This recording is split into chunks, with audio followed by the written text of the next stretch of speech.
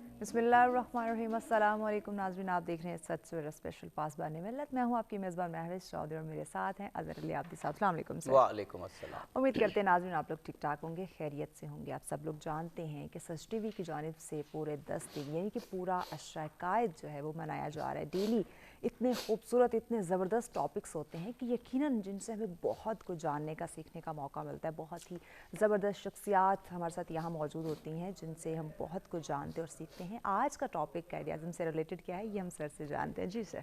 जी, आपने बिल्कुल दुरुस्त फरमाया। सच टेलीविज़न की काविश पासबान मिल्लत प्रोग्राम, यकीनन और हम इसको अशरा कायद भी कायद कहते हैं। एग्जैक्टली। पूरे 10 दिन प्रोग्राम होते हैं मुख्तलिफ मौज़ूआत पर।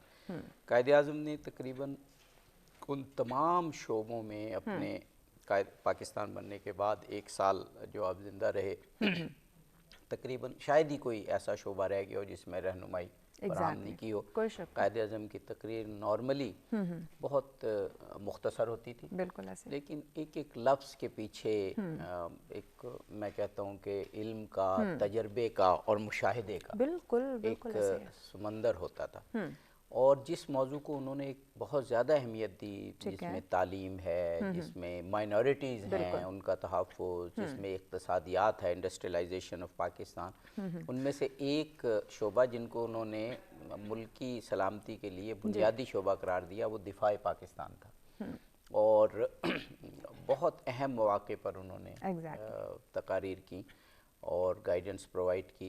और जब उनकी कुछ तकारीर मैं देखता हूँ, मैं एक तकरीर अभी उनकी पढ़ रहा था जो उन्होंने सिविल और मिलिट्री ऑफिसर, जिसमें एयरफोर्स, नेवी, आर्मी सब के ऑफिसर्स थे, तो उसमें जिस तरीके से उन्होंने डिफेंस के हवाले से बयान किया, इट्स मार्वलस। और वहाँ मुझे एक और चीज़ भी अंदाज़ा ही, चलिए मेहमानों के तारुफ के बाद उस पर सवाल की सूरत में ही करते हैं। हमारे साथ एयर मार्शल फरहत हुसैन खान साहब मौजूद हैं। आप एयर मार्शल रिटायर्ड हुए और आज कल एक थिंक टैंक है कैस के नाम से, centre for aerospace and security studies, कहेंगे सर आपको। उसके आप प्रेसिडेंट हैं। और हमारी दूसरी मेहमान तो जानी पहचानी सच टेलीविज़न के लिए प्रोफेसर डॉक्टर आमना महमूद। आप हमारे यूनिवर्सिटी, आप हमारे मुल्क की बहुत मकबूल एक यूनिवर्सिटी में पढ़ाती हैं और साबिक डीन हैं। हमारे साथ प्रोफेसर डॉक्टर कैसर अब्बास साहब मौजूद हैं। आप भी मुख्तलिफ यूनिवर्सिटीज़ में पढ़ाते हैं, नेशनल डिफेंस यूनिवर्सिटी में भी पढ़ाते हैं और कायद-ए-आज़म यूनिवर्सिटी। आपको भी वेलकम करते हैं। तो अगर आपकी इजाज़त जी जी बिल्कुल, गुफ्तगू का आगाज़ किया जाए। एयर मार्शल साहब, वो मैं अभी कायद-ए-आज़म की एक तकरीर पढ़ रहा था, और जाहिर है आप ऐसी शख्सियात हों तो कुछ थोड़ा सा तो पढ़ के आना चाहिए। तो मुझे एक बड़ी एक कंट्रोवर्सी या पैदा करने की कोशिश की जाती है, उसका डिफेंस से तो ताल्लुक़ नहीं, लेकिन उस मिलिट्री ऑफिसर के सामने उस तकरीर से मुझे ये गुत्थी सुलझी। वो कहते हैं ना, बाज़ तो मैं हैरान होता हूँ, बाज़ राइटर्स ने पूरी पूरी किताबें लिख दी और फॉल्स उस पे ना बेस पे, कि वो लगता है पढ़ के कि कायद-ए-आज़म से गलती से बन गया था पाकिस्तान। तो वो मैं हैरान होता हूँ वो कहाँ से दलाइल लाते हैं। तो ये जो कहा जाता है ना 40 की रेजोल्यूशन, और कायद-ए-आज़म ने उसमें आर्मी मिलिट्री ऑफिसर से खिताब करते हुए कहा कि जो पिछले 10 साल से जिस कॉज के लिए हम काम कर रहे थे वो हमने हासिल कर लिया। उससे बात बिल्कुल क्लैरिटी होगी कि 40 से नहीं, 37 ही से, जब अल्लामा इकबाल से एक्सचेंज ऑफ व्यूज़ हुआ था और लियाकत अली ख़ान से, तो कायद-ए-आज़म बड़ा क्लियर थे 37 से। और ये जो तकरीर है 47 की, जो मुझे अक्टूबर 47 याद आ रहा है, वो बिल्कुल कायद-ए-आज़म के माइंड को क्लियर कर देती है। तो मैं चाह रहा था कि लोग इस तकरीर को पढ़ें तो वो जो इसमें ज़रा सा भी कोई कन्फ्यूजन है तो वो दूर कर लें। कायद-ए-आज़म ने 10 साल का लफ्ज़ 47 में इस्तेमाल किया, तो इसका मतलब है वो 37 से क्लियर थे। एयर मार्शल साहब, अब डिफेंस के हवाले से आपके सामने और आप ऐसे प्रोफेसर्स के सामने क्या कुछ कहना। आप कायद-ए-आज़म ने जो बड़ा तारीख़ी किरदार अदा किया, नेवी के बेसिस पे गए, एयरफोर्स के बेसिस पे गए, अभी मैं पढ़ रहा था कि वो आर्मर्ड ब्रिगेड की यूनिट में गए, और वहाँ जो आपने खिताबात किए उसका जो बुनियादी असर है वही पाकिस्तान में थ्रू आउट फिर मिलिट्री में प्रिवेल किया। फरमाइए। शुक्रिया अब्दी साहब। बिस्मिल्लाहिर्रहमानिर्रहीम। आपने कायद-ए-आज़म के बारे में, पहले मैं आपका सेंटेंस जो आपने कहा 10 साल का जिक्र किया उन्होंने, कल हमने centre for aerospace and security studies में कायद-ए-आज़म पे सेमिनार किया था। बिल्कुल सर। بڑے مجھے آپ سے پروگرام سے پہلے ڈانٹ بھی پڑی ہے کہ میں کیوں نہیں آیا. جی وہ اس میں بڑے پڑھے لکھے لوگ تھے. ہم نے اچھا اس میں ایک چیز نظر آئی جو کہ 2 اسپیکر نے کی, تو میں اس لیے آپ کو کہنا چاہتا ہوں. قائد اعظم نے 10 سال کا ذکر ضرور کیا تھا, لیکن وہ نیشن بلڈنگ کے اوپر بہت دیر سے لگے ہوئے تھے. صحیح, بالکل. ایون ان کانگریس, صحیح بالکل. Even when he was Congress میں, وہ مسلمانوں کو ایز اے نیشن بنانے پہ ان کا, تو وہ اس وقت ہی نو ڈاؤٹ. تو قائد اعظم واقعی یہ پاکستان اوور نائٹ نہیں بن گیا تھا, اس میں بہت محنت شامل ہے ان کی. جی بالکل. اور محنت شامل ہے. اور پھر آپ جو سبجیکٹ آپ بات کریں, قائد اعظم کو اگر دیکھا جائے ہمارے ہاں, ایک تو میں کہنا چاہوں گا کہ we were very lucky to have a leader like him. We were very in lucky to lose him early. جی یہ تو بالکل. وہ اس لیے کہ وہ ایک بہت بڑے ویژنری تھے.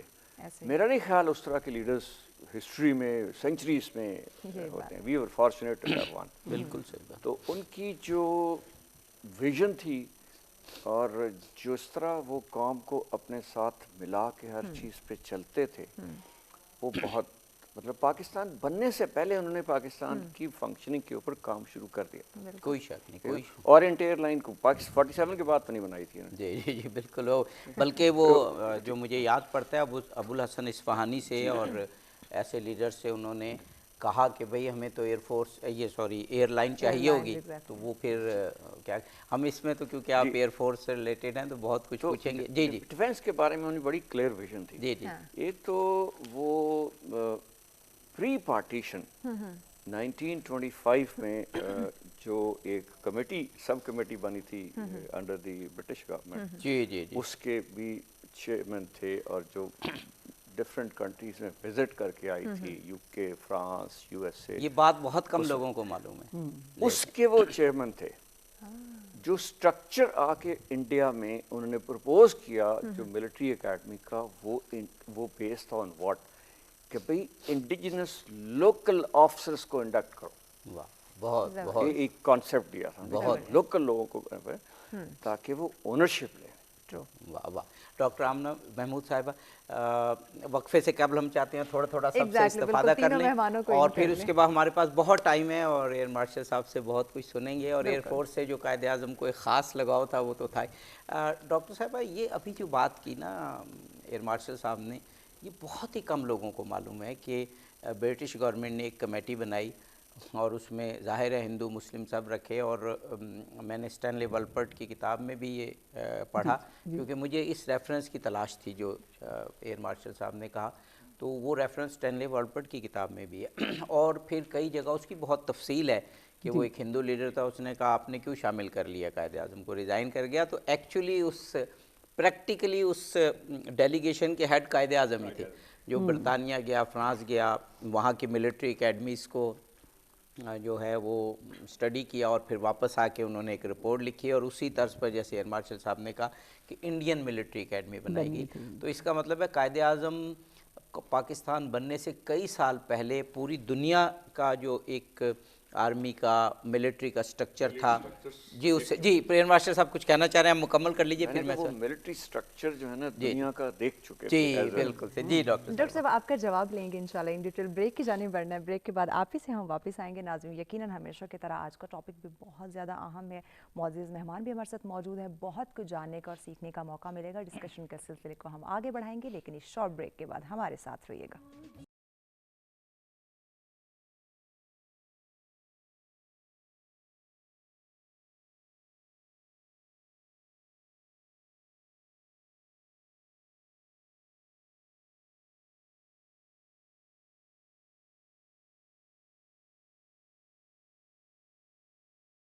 ویلکم بیک ناظرین. ستر اسپیشل پاسبان ملت میں آپ تمام دیکھنے والوں کو کہتے ہیں خوش آمدید. ہمیشہ کی طرح بہت ہی اہم ٹاپک کے ساتھ آپ لوگوں کی خدمت میں حاضر ہیں. بہت ہی معزز شخصیات ہمارے ساتھ یہاں موجود ہیں. یقیناً ہمیشہ کی طرح آج کے پروگرام سے بھی ہمیں اسپیشلی ہمارے نوجوانوں کو بہت کچھ جاننے کا اور سیکھنے کا موقع ملے گا.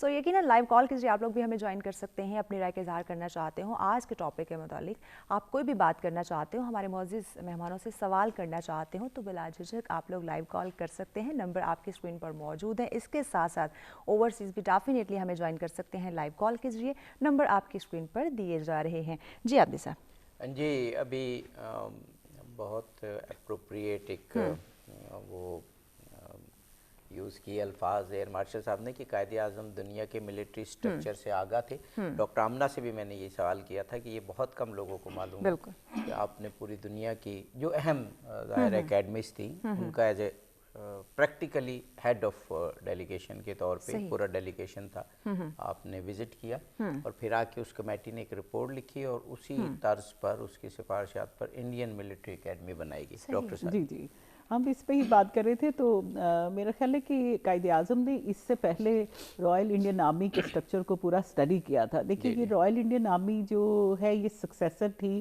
ایسٹ انڈیا کمپنی کی آرمیز کی, اور جس وقت وہ بنائی گئی تھیں تو اس وقت یہ کانسیپٹ نہیں تھا کہ یورپین ہی اس میں ہوں گے. اس وقت یہاں سے لوکل کو ریکروٹ کیا جاتا تھا. وہ پھر 1857 کی جو جنگ آزادی ہے جس کو انگریز میوٹنی کہتے تھے تو ان کا ٹرسٹ ختم ہو گیا آفیسرز کے اوپر سے, تو پھر صرف انگلش آفیسرز ہوتے تھے اور باقی نیچے رینکس میں ریکروٹ کیا جاتا تھا لوکلز کو. تو قائد اعظم اس بات کے بہت پروپوننٹس تھے کہ جب آپ نے یہاں پہ ملٹری آپریٹ کرنی ہے تو آپ کو یہاں کے لوگوں کو آفیسرز کے طور پہ لینا چاہیے. اور غالباً 1908 میں ایک وائس رائے کمیشن شروع ہوا تھا جس میں لوکل آفیسرز ریکروٹ کیے جانے لگے, لیکن وہ بڑے مخصوص طبقے سے تھے. وہ صرف جو لائل لارڈز تھے, فیوڈلز تھے, ان کے بچوں کو وہ کمیشن دیا جاتا تھا, اور اس کے جو پرکس اینڈ بینیفٹس تھے وہ بھی یورپین آفیسرز کے مقابلے میں بہت کم ہوتے تھے. وہ صرف ایک اعزاز کی بات ہی تھی. اور اسی طرح سے جب ٹریننگ کے لیے بھیجا جاتا تھا تو پھر یو کے جاتے تھے, سب ہی سینٹرڈ سے آتے تھے. تو قائد اعظم نے, اور جیسے ایئر مارشل صاحب بتا رہے تھے کہ ظاہر ہے کہ یہ اس سے زیادہ ان پکچر ہے ملٹری ہسٹری سے, تو کیونکہ میں نے اپنی ریسرچ میں یہ پڑھا, میرا ایک پیپر چھپا تھا جو این ڈی یو کے جرنل میں royal Indian army organisation and challenges, تو اس میں پھر میں نے بہت زیادہ اس کو اسٹڈی کیا کہ یہ پھر جب گیا کمیشن تو انہوں نے ایک نئی اکیڈمی کا جو انڈیجنس ریکروٹمنٹ کرے گی لیکن اس کو جو ٹریننگ دے گی وہ انٹرنیشنل لیول پہ دے گی. اور آپ نے دیکھا کہ جو ہماری اس وقت آرمی ہے, ایون انڈیا کی آرمی اور ہماری آرمی, یہ انٹرنیشنل لیول پہ کمپیٹ کرتی ہیں اور کسی بھی یورپین کنٹری کی آرمی کے ساتھ سے بہتر سمجھی جاتی ہیں. تو اس لیے یہ جو ہمیں قائد اعظم کو یہ کریڈٹ دینا چاہیے کہ انہوں نے نہ صرف ایک سٹرکچر اس وقت سجیسٹ کیا جس وقت وہ مائنورٹی کے لیڈر کے طور پہ جانے جاتے تھے اور وہ کانگریس میں بیٹھے تھے, لیکن اس کے بعد آپ نے دیکھا کہ ملٹری ریکروٹمنٹ میں مسلمانوں کا ایک بہت بڑا کردار تھا. اور فرسٹ ورلڈ وار میں بھی اور سیکنڈ ورلڈ وار میں بھی جو گراس روٹ لیول پہ بھی جو سپاہی بھی بھرتی کیے گئے تھے اس میں اس خطے سے جو آج پاکستان ہے بہت بڑی تعداد میں ریکروٹمنٹ ہوئی, اور اس کے لیے برٹش گورنمنٹ جو ہے وہ شکر گزار بھی تھی. جی مجھے یاد ہے ہمارے کئی بزرگ جو تھے وہ بڑا فخر کرتے تھے کہ وہ I am a P M اے ہیں, یعنی جب پاکستان بنا تو انڈین ملٹری اکیڈمی سے وہ آ کے تو ہمارے ساتھ, یہ ہمارے ایک بڑے مشہور جنرل فضل, وہ بھی جنرل سعید قادری جو مجھے یاد آ رہا ہے, وہ بھی ایک ہمارے بہت اچھے بزرگ تھے, بریگیڈیئر اختر علی, یہ وہ لوگ تھے جو فخر کرتے تھے کہ ہم I am a P M اے ہیں. تو اس میں قائد اعظم کی کنٹریبیوشن واقعی. جی ڈاکٹر کیسر عباس صاحب, قائد اعظم اور مضبوط پاکستان, اس حوالے سے آپ کیا فرمائیں؟ جی بسم اللہ الرحمن الرحیم. قائد اعظم حقیقت میں ایک ایسے لیڈر تھے کہ جن میں ایک لیڈر کی جتنی کوالٹیز اور خصوصیات ہونی چاہیے وہ پائی جاتی تھی. ایٹ دا سیم ٹائم جہاں پہ وہ ایک بہترین سیاستدان تھے وہیں ان کی معیشت کے اوپر بھی گہری نظر تھی, وہیں ان کی اپنے ملک کے اندر جو ایک سوشل سسٹم ہے اس پہ بھی, اور وہیں پہ وہ ملٹری کی جو ریکوائرمنٹس تھیں یا پاکستان اپنے ملک کی سیکورٹی کے حوالے سے ان کو بھی, جیسے پہلے گفتگو ہو چکی, وہ گہری نظر سے پہلے مطالعہ بھی کر چکے تھے, دنیا میں اس کو مشاہدہ بھی کر چکے تھے اور اس کو امپلیمنٹ کرنے کا وہ ہنر بھی جانتے تھے. بٹ اس کے ساتھ ساتھ وہ یہ بات سمجھ رہے تھے کہ جہاں پہ ملک کو, کسی بھی ملک کو ایکسٹرنل بیرونی تھریٹس ہوتے ہیں وہیں پہ اندرونی تھریٹس بھی ہوتے ہیں. تو جتنا ہمیں اپنے باہر کے جو خطرات ہیں ان کا مقابلہ جس طرح سے کرنا ہے اس سے زیادہ, کہیں زیادہ ہمیں اپنے اندرونی خطرات کا بھی مقابلہ کرنا ہے. لہٰذا وہ ایک تو اپنی ہر گفتگو میں ہر تقریر میں کوشش ان کی یہی ہوتی تھی کہ اپنی قوم کو ایک قوم ہونے کا احساس دلوائیں کہ آپ ایک نیشن ایک قوم ہیں اور قوم بن کر دنیا کے افق پہ ابھریں اور پھر وہ کہتے تھے کہ چھا جائیں. ایک تقریر میں انہوں نے کہا کہ میں دیکھتا ہوں کہ اگر 7.5 کروڑ عوام مل کر جو ہے کوشش کرے تو مجھے یقین ہے کہ یہ دنیا کی ترقی یافتہ قوموں میں شمار ہو جائے گی. اور پھر چونکہ ان کے پاس جو ہے ان کی روایات اور ان کی ہسٹری جو ہے وہ اخلاق سے اور سیرت پیغمبر سے اور قرآن سے بھری ہوئی ہے تو یہ پھر ان کے لیے ایک اسوہ حسنہ بن سکے. رول ماڈل کا لفظ آپ نے ماڈل کا لفظ استعمال کیا. جہاں پہ اپنے ایکسٹرنل جو تھے معاملات یا ان کے حوالے وہیں پہ مثلا آپ دیکھتے ہیں کہ قائد اعظم کے جیسے ہی پاکستان مارز وجود میں آتا ہے تو وہاں پہ آپ دیکھتے ہیں کہ سرحد میں ڈاکٹر خان صاحب نے کیا کیا, اس نے ایک پختونخوا کا ایک نیا نعرہ شروع کر دیا. قائد اعظم نے بغیر کسی ایسا وقت ضائع کیے فوراً وہاں پہ پہنچے اور ان کو جو ہے معزول کر کے اور ان کو سائیڈ پہ لگا کے ان کی جگہ پہ خان عبد القیوم خان کو انہوں نے جو ہے وہ خیبر پختونخوا اس کا سرحد کا جو ہے وزیر اعلیٰ بنا دیا. سرحد صوبہ بڑا امپورٹنٹ صوبہ تھا. لہٰذا قائد اعظم کسی بھی جگہ پہ تھوڑی سی بھی پاکستان کے اندر اپنے ملک کے اندر جو ہے کوئی ایسی بات کہ جو خود اندرونی سبب بن کے ملک کو کمزور کرے اس پہ کمپرومائز کرنا نہیں چاہتا. بالکل صحیح. ایئر مارشل صاحب وہی بات کی کنٹینیوشن میں دیکھ رہا تھا جب قائد اعظم پاکستان بننے کے بعد ظاہر ہے جلد ہی علیل بھی ہو گئے اور وہ مائی برادر جو فاطمہ جناح نے کتاب لکھی اس میں اس کی بڑی ڈیٹیلز ہیں. بلکہ پاکستان بننے سے پہلے ہی جب وہ پشاور سے اور کلکتہ تک سفر کرتے تھے ریل کا تو اس کے دوران جو ان کی طبیعت خراب ہوتی تھی اور وہ تو مس فاطمہ جناح نے اس کو بیان کیا اور ظاہر ہے وہی جانتی تھیں وہ ان کے ساتھ ہوتی تھیں. لیکن اس کے باوجود انہوں نے کوئی ایسا شعبہ نہیں قائد اعظم نے چھوڑا جہاں وہ خود نہ گئے ہوں, تقریر نہ کی ہو, گائیڈنس نہ دی ہو. اور جب بہت ہی طبیعت خراب ہوئی تو بہت ہی ویل جس کو کہتے ہیں کہ ایک تیار کیا ہوا ویل پریپیئرڈ انہوں نے پیغام دیا. تو آرمی, نیوی, ایئر فورس یہ تو تینوں شعبوں کے لیے آپ نے بہت ہی زبردست گائیڈنس دی. سر آپ کا جواب لیتے ہیں, بریک کی جانب بڑھنا ہے. بریک کے بعد انشاءاللہ آپ ہی سے ہم آغاز کریں گے. ناظرین ہمارے ساتھ رہے گا, ملتے ہیں ایک شارٹ بریک کے بعد.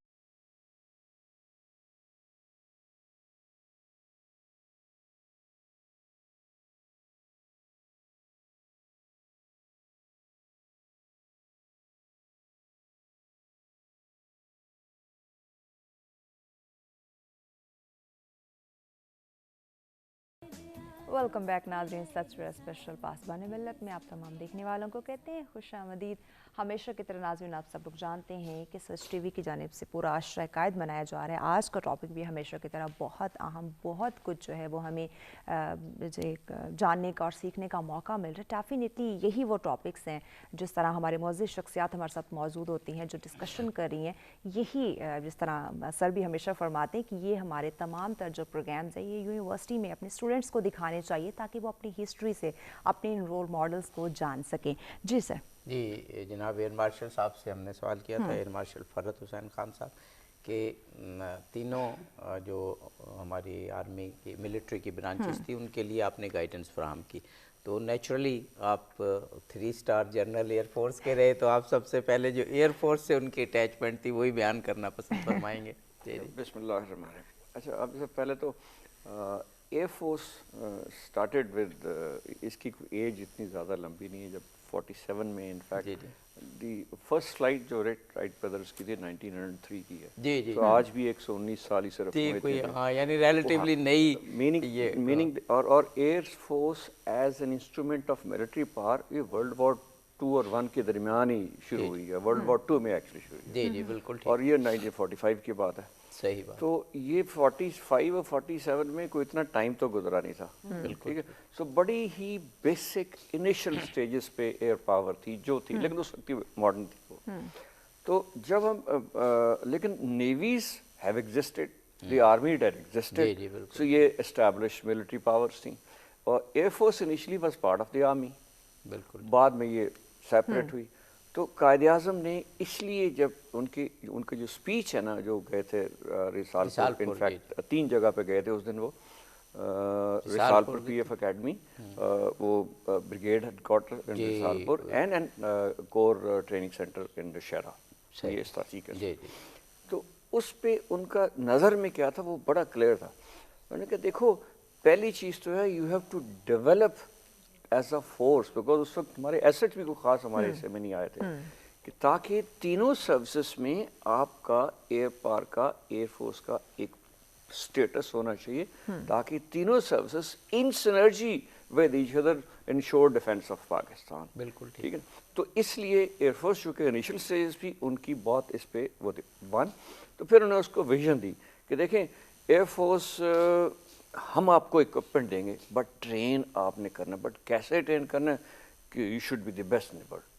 बिल्कुल। अब आप इस अंदाज़ा करें कि 47 में leader of the nation is defining the vision of N air force, जो उस वक्त भी उतनी वैलिड थी, आज भी उतनी वैलिड है। बिल्कुल। उन्होंने उस वक्त भी कहा कि हमारे पास इक्विपमेंट कम है, दूसरी तरफ चीज़ें बड़ी होंगी, लेकिन आपने इसको ओवरकम करना है शॉर्टफॉल्स को through your effective training and leadership. बिल्कुल बिल्कुल बिल्कुल। तो ये दो एलिमेंट आज भी एयरफोर्स के बड़े सिग्निफिकेंट हैं। Training has to be the best and you got to lead the air force through different situation to ensure that you are उन्होंने वर्ड यूज़ किया था कि भाई you should be establish recognised by the world. बिल्कुल सही है, बिल्कुल। तो ये उनकी और अपनी स्पिरिट से, जो मुझे याद आ रहा है उनके अल्फाज थे कि अपनी स्पिरिट से आपने अपनी जो छोटा साइज है उसको आपने मजबूत करना है। बल्कि मुझे तो याद आ रहा है उनके ये भी अल्फाज थे कि ये सिर्फ जहाज़ नहीं होते, जहाज़ के पीछे बंदा होता है, जहाज़ के पीछे ऑफिसर होता है। जी बिल्कुल सही, बिल्कुल सही। डॉक्टर साहिबा इसी में आप कुछ ऐड करना चाहेंगी एयरफोर्स, क्योंकि मैंने सिर्फ एयर मार्शल साहब नहीं और भी बहुत से एयरफोर्स के ऑफिसर से सुना कि जो एयर फोर्स हमारी कमाल की है, ये तो अब दुनिया मानती है, तो उसमें कायद-ए-आज़म की उस विज़िट का और उस गाइडेंस का बहुत बड़ा हाथ था। इसी तरह मैं देख रहा था कि जब अभी एयर मार्शल साहब ने कहा कि वहाँ आपने आर्मर्ड ब्रिगेड का भी उसी दिन दौरा किया, और कायद-ए-आज़म की वाकई नज़र थी। वर्ल्ड वार 2 में जो उस आर्मर्ड ब्रिगेड ने पार्ट प्ले किया था, कायद-ए-आज़म ने सारा उसका जिक्र किया कि बल्कि मुझे तो याद है शायद बर्मा और रंगून के महाज की बात की कि भाई आप ही आगे बढ़े थे। इसका मतलब है बड़ी गहराई से कायद-ए-आज़म देखते थे इस चीज़ को। जी, मेरा ख्याल है कि जैसे हमने पहले बात की कि उन्होंने एकेडमी इस्टेब्लिश करने में और लोकलाइजेशन और डोमेस्टिक जो एस्पेक्ट है आर्मी का, वो शुरू से उनकी नज़र में था। टर्न ऑफ सेंचुरी पे ही उन्होंने काम शुरू कर दिया था। तो इस लिहाज से एयरफोर्स के लिए जो उनका विजन है वो बहुत क्लियर है। देखिए एयरफोर्स हमेशा ही एक कम्पैक्ट और एक छोटी नंबर में फोर्स होती है, और वो इफेक्टिव ही उस वक्त होती है जब वो बहुत हाईली प्रोफेशनल हो। और आप देखिए कि कोई सेकेंड वर्ल्ड वॉर में ये एहसास बढ़ गया, फर्स्ट वर्ल्ड वॉर में भी एयरफोर्स मौजूद थी, लेकिन सेकेंड वर्ल्ड वॉर में ये एहसास बढ़ गया था कि एयरफोर्स के बगैर तो ग्राउंड आर्मीज लड़ ही नहीं सकती। और अभी भी आप देखिए कि एयर कवर के बगैर कोई भी आर्मी नहीं लड़ सकती।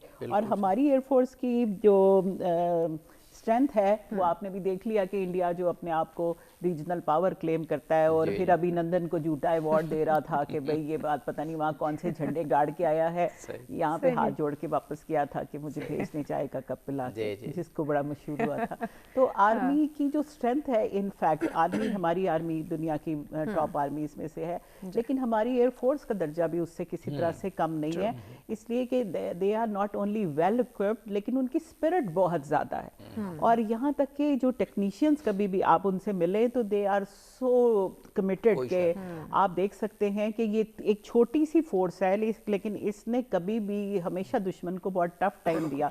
हम बड़े बड़े लोगों को जानते हैं जो कि 65 के वॉर हीरोज थे, एयर मार्शल नूर खान साहब, असगर खान साहब, और ये जो हमारे क्रिश्चियन जो हमारे ब्रदर थे, मुझे उनका नाम इसका याद नहीं जी, सैसल चौधरी साहब। सैसल चौधरी साहब से मैं पर्सनली मिली, मैंने अपने थीसिस के लिए उनके इंटरव्यू किया। तो क्या उनकी स्पिरिट थी, वो सेंट एंथनी स्कूल के प्रिंसिपल थे लाहौर में। डॉक्टर साहब आपकी बात कंप्लीट करते हैं, कॉलर हैं, कॉलर के बाद आपकी बात कंप्लीट करते हैं। जी इज्जतुल्लाह साहब हमारे साथ हैं क्वेटा से। अस्सलाम वालेकुम।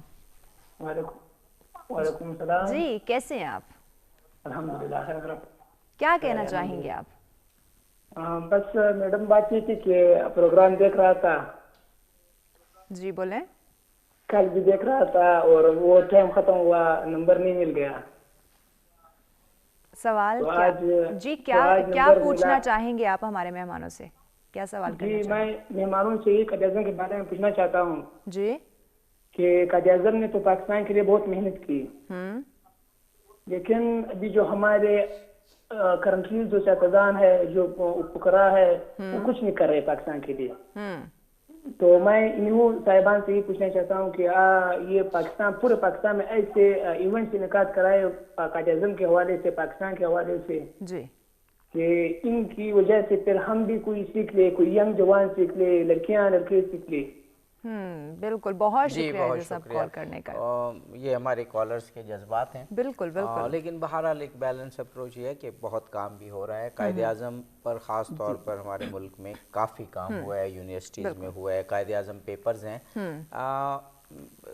इस सवाल के हवाले से मैं कहूँगा ज़रूरत इस बात की है जो काम हुआ है उसे आवाम तक पहुँचाया जाए, और ख़ास तौर पर जो कायद-ए-आज़म के हवाले से जितना भी रिकॉर्ड है जो कौम की गाइडेंस के लिए चाहिए उसे डिजिटाइज ज़रूर कर लिया जाए, क्योंकि अब दुनिया डिजिटल वर्ल्ड की है। जी डॉक्टर साहब आप। डॉक्टर साहब, मैं ये देखती हूँ कि ये जो सारे कायद-ए-आज़म पेपर हैं ये कंपाइल किए गए हैं और इनके कई वॉल्यूम्स यहाँ पड़े हुए हैं नेशनल आर्काइव्स पे, और उनकी वो माइक्रो फिल्म्स भी बना ली गई हैं। तो ये तजवीज़ बहुत अच्छी है कि इसको डिजिटलाइज कर दे। देखिए, एक ज़माना था जब हम पीटीवी पे देखते थे, जब हम बच्चे थे और सिर्फ पीटीवी ही देखते थे, तो दरमियान में दो वक्फों के एक छोटा सा कोट आ जाता था साइड पे, वो या कायद-ए-आज़म की तकरीर का एक इक़्तिबास होता था या फिर अल्लामा इकबाल का कोई एक अच्छा सा शेर होता था, वो हमें याद रहता था, क्योंकि उसको पढ़ के भी बहुत खुश अलहान कोई लोग थे जो पढ़ के सुनाते थे और वो दिल पे असर करता था। और ये जो बच्चा अभी कह रहा है ये दुरुस्त है इस लिहाज से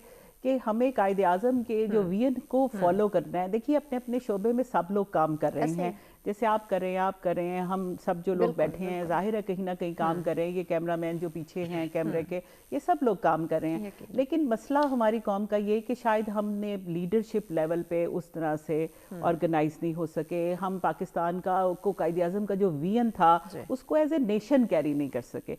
तो सब लोग जब आइसोलेशन में अपने कंपार्टमेंट्स में काम कर रहे होते हैं, तो अगर एक विजनरी लीडरशिप मिल जाए तो फिर कौमों को वहाँ पहुँचा देती है जैसे कि कायद-ए-आज़म ने हमें पहुँचा दिया। जी, ब्रेक के बाद इंशाल्लाह आएंगे और फिर डॉक्टर कैसर अब्बास साहब से बिल्कुल बिल्कुल नाज़रीन, यकीनन टॉपिक इतना खूबसूरत, डिस्कशन इतनी खूबसूरत, दिल नहीं चाहता कि हम अपने मेहमानों को रोकें, ब्रेक की जानिब बढ़ें, लेकिन ब्रेक भी बहुत ज़रूरी है। सो हमारे साथ रहिएगा, ये खूबसूरत डिस्कशन के सिलसिले को हम ब्रेक के बाद आगे बढ़ाएंगे। देखते रहें सच सवेरा।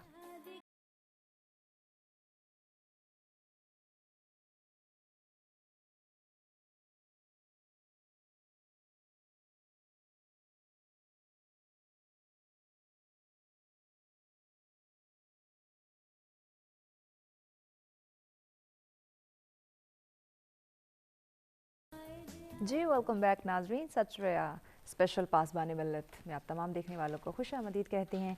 बहुत ही ज़बरदस्त टॉपिक हमेशा की तरह, और बहुत कुछ ऐसा हमें जानने का सीखने का मौका मिल रहा है। यकीनन एक ऐसी हिस्ट्री हमारे कायद के मुतालिक ऐसी अहम गुफ्तगू का सिलसिला जारी है जो कि यकीनन हमें आज हमारे आज के नौजवान को, और जैसे कि सियासत के हवाले से हमारे कॉलर ने भी सवाल किया, हम सब को पढ़ने की, जानने की, समझने की बहुत ज़्यादा ज़रूरत है। तो आप लोग ज़रूर पार्टिसिपेट करें, अपनी राय का इजहार करें। आप कुछ कहना चाहते हो, मौजूद मेहमानों से कुछ पूछना चाहते हो, सवाल करना चाहते हो, तो लाइव कॉल कर सकते हैं।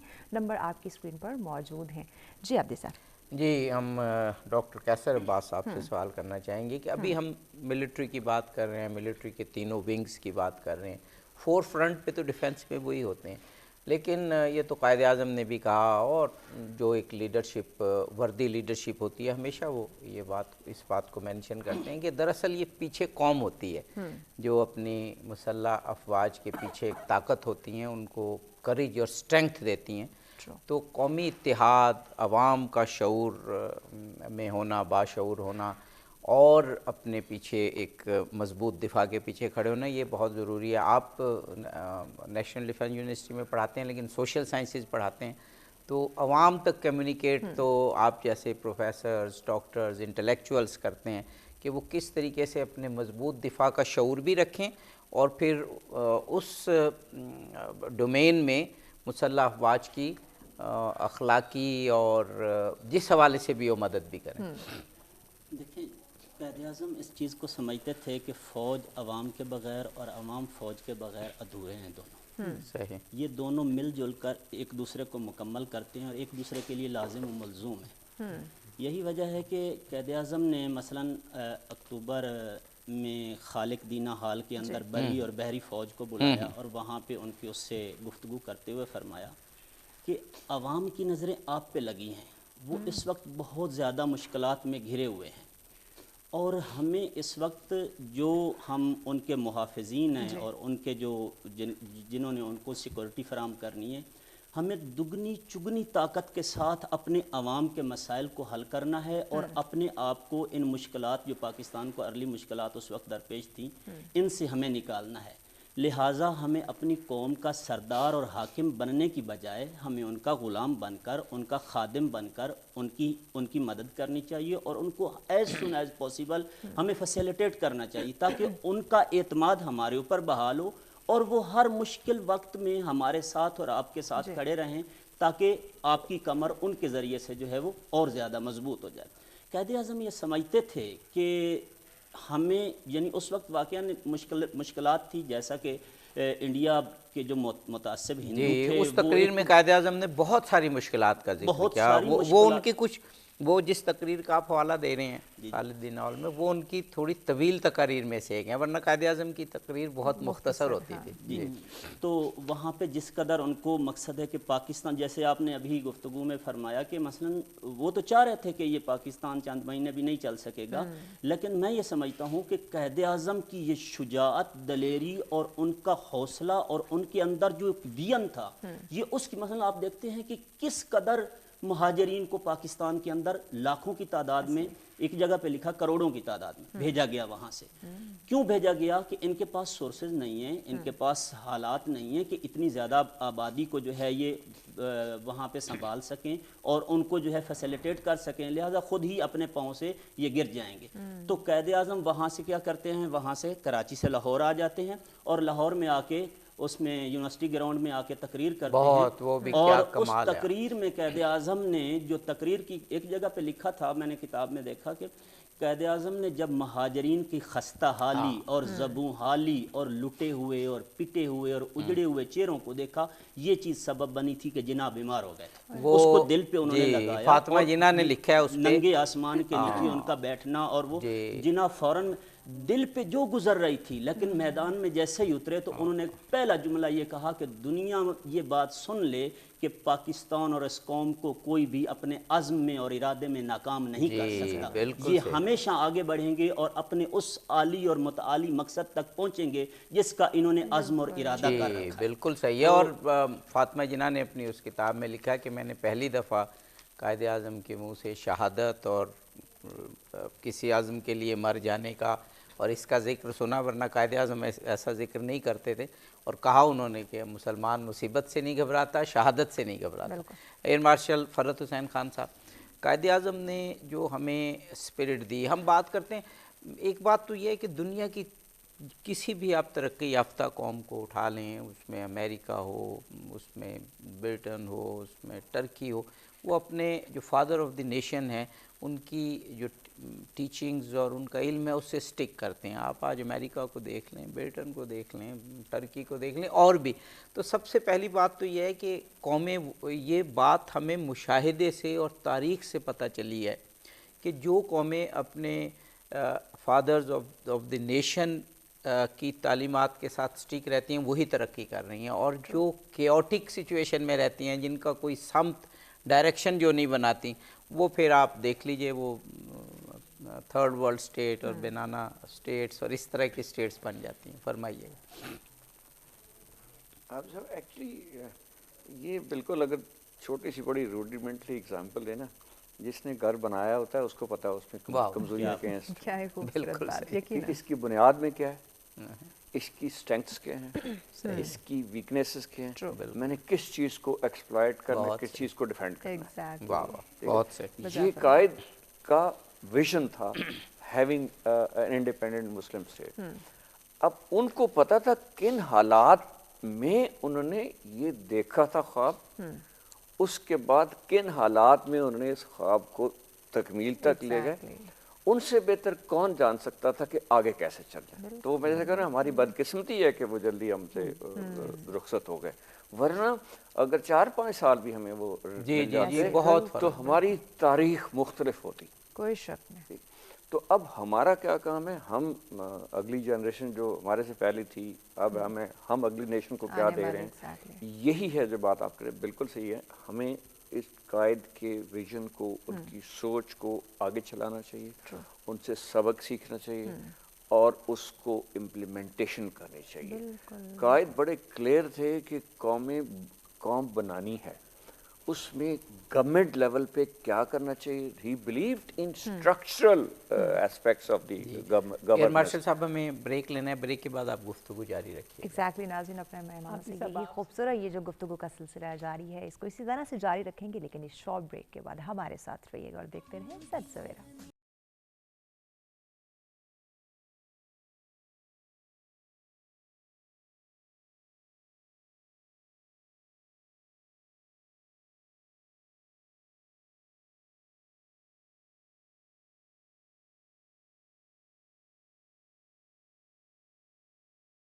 بیک ناظرین، سچ پر اسپیشل پاسبان ملت میں آپ تمام دیکھنے والوں کو کہیں گے خوش آمدید. ہمیشہ کی طرح قائد سے ریلیٹڈ بہت ہی اہم ٹاپک، بہت ہی خوبصورت ڈسکشن کا سلسلہ جاری. یقیناً یہ ایسے ٹاپک ہے، ایسے ڈسکشن، ایسی گفتگو ہے جن کو صرف سننا نہیں بلکہ عملی اڈاپٹ کرنا بھی بہت زیادہ ضروری ہے. اسی پہ ہمارے معزز مہمان جو ہے وہ ڈسکشن فرما رہے ہیں. جی عبدی صاحب. جی، ایئر مارشل صاحب نے بڑا بجا فرمایا تھا وقفے سے قبل کہ جو کسی نیشن کے بلڈرز ہوتے ہیں یا ان کے بانیان ہوتے ہیں، فاؤنڈرز ہوتے ہیں، وہی جانتے ہیں کہ یہ قوم کیسے بنی ہے اور اب یہ قوم کیسے آگے چل سکتی ہے. قائد اعظم کا آپ نے فرمایا ایئر مارشل صاحب کہ وہ 1 سال وہ زندہ رہے، لیکن 1 سال میں وہ تقریباً ہر شعبے کے جو مظاہر ہوتے ہیں ان میں گئے. انڈسٹری کی بات کی تو انہوں نے فیکٹریز کا افتتاح کیا، فوج کی بات کی تو تینوں ونگز میں وہ گئے، بینکنگ کی بات کی تو اسٹیٹ بینک کا افتتاح کیا. ایک تو وہ تقاریر ہمارے سامنے موجود ہیں اور ہمارے خیال میں جو ایز اے گورنر جنرل ان کی تقاریر ہیں وہ محفوظ بھی ہیں، تو ان کی طرف بہت دیکھنا ہے. لیکن اس سے پہلے جو 1910 سے لے کے 1948 تک وہ امپیریل لیجسلیٹو کونسل یا جو بعد میں سینٹرل لیجسلیٹو کونسل کہلائی، ان کی تقاریر بھی محفوظ ہیں اور وہ بھی علم کا خزانہ ہے. تاریخ ہو، اقتصادیات ہو، ملٹری افیئرز ہوں، لا ہو، سب میں ان کی وہ رہنمائی موجود ہے. جی بسم اللہ الرحمن الرحیم. اچھا عبد صاحب، ایکچولی قائد اعظم کی جو it is difficult to cover Quaid Azam in short lecture. وہ اتنے بڑے لیڈر تھے. صحیح. اگر کسی بھی ان کے غور سے دیکھا جائے، انہوں نے ہر domain of governance and society کی فنکشننگ کے لیے گائیڈ لائن دی ہمیں. فار انسٹنس وہ جو جولائی میں ایڈریس کر رہے تھے اسمبلی کو، تو انہوں نے بتا دیا تھا کہ آل سٹیزنز آر ایکول. بالکل ٹھیک ہے. So you got to treat everybody equal. پھر انہوں نے وہ بھی بتا دیا کہ جو بھی آپ ہیں، ہندو ہیں، کرسچن ہیں، مسلم ہیں، آپ اپنی عبادت گاہ میں جائیں، اس کا اسٹیٹ سے کوئی تعلق نہیں ہے. بالکل. اب امیجن کریں کہ یہ چھوٹی چھوٹی چیزیں نہیں ہیں، یہ بہت بڑی ویژنری چیزیں ہیں. آپ ایکول سٹیزن سب کو ٹریٹ کریں تو سوسائٹی کتنی اچھے طریقے سے، کوہیرنٹ طریقے سے ڈیولپ ہو سکتی ہے. اگر آپ پولرائز کر دیں، جو کہ ہم تھوڑا بہت ہو چکے ہیں، تو یہ قائد کی جو گائیڈنس کو چھوڑنے کا نتیجہ ہے جو آج ہمارے چھوٹے موٹے پرابلمس آ رہے ہیں. ٹھیک ہے. تو پازیٹیو سائڈ اس کی ہے، it is the guidance is there. Like he said, the state should be run by the institutions. He believed in institutions. He wanted to strengthen the parliament. He wanted to strengthen the institution. Military as an instrument, he wanted to strengthen it. اسی طرح foreign policy کو he wanted to strengthen it. کہ ہمارا relationship should be very, very defined as the principle. He wanted to have strong relationship with Muslim states. تو ہر چیز میں انہوں نے, جیسے آپ نے کہا, بڑے کرسپ ہوتے تھے, بٹ ان کے کرسپ جو الفاظ ہوتے تھے اس میں بہت ڈیپتھ ہوتی تھی. جی بالکل بالکل. ڈاکٹر آمنہ محمود صاحب, ایک چیز میں دیکھتا ہوں, ابھی میں وہ نہیں دیکھتا, شاید جو ٹریڈیشنز بدل گئیں یا کیا, قائد اعظم نے, آپ نے بہت ہسٹری پڑھی, شاید اس کے بیک گراؤنڈ سے آپ ہم سے زیادہ آگاہ ہوں, کہ دنیا میں مختلف اقوام سے براہ راست خطاب کیا، مثلا امریکی عوام سے براہ راست کیا، آسٹریلیا کے عوام سے براہ راست کیا، اس کے پیچھے ایک قائد اعظم کے ذہن میں پس منظر کیا تھا کہ وہ براہ راست عوام سے خطاب کر رہے ہیں، ایک بات. اور دوسری بات یہ کہ چاہے امریکن عوام ہے، دوسری عوام سے خطاب کرتے ہوئے بڑی بنیادی باتیں پاکستان کی مضبوطی کے حوالے سے وہ کہہ رہے تھے. پاکستان میں گورنمنٹ کیسی ہوگی، ہمارا جو کانسٹیٹیوشن کیسا ہوگا. یہ قائد اعظم کی لیڈرشپ میں یہ مجھے تھوڑی منفرد بات لگی پاکستان بننے کے بعد کہ ایسا لگتا ہے جیسے کوئی بہت بڑا لیڈر ہے، اور واقعی ہیں، اور وہ ایک بہت بڑی نیشن سے جو اس کی اپنی نیشن یہ خطاب کر رہا ہے لیکن بڑی بنیادی باتیں کہہ رہا ہے، اور وہ خطابات بھی محفوظ ہیں. اس میں فرمائیے گا.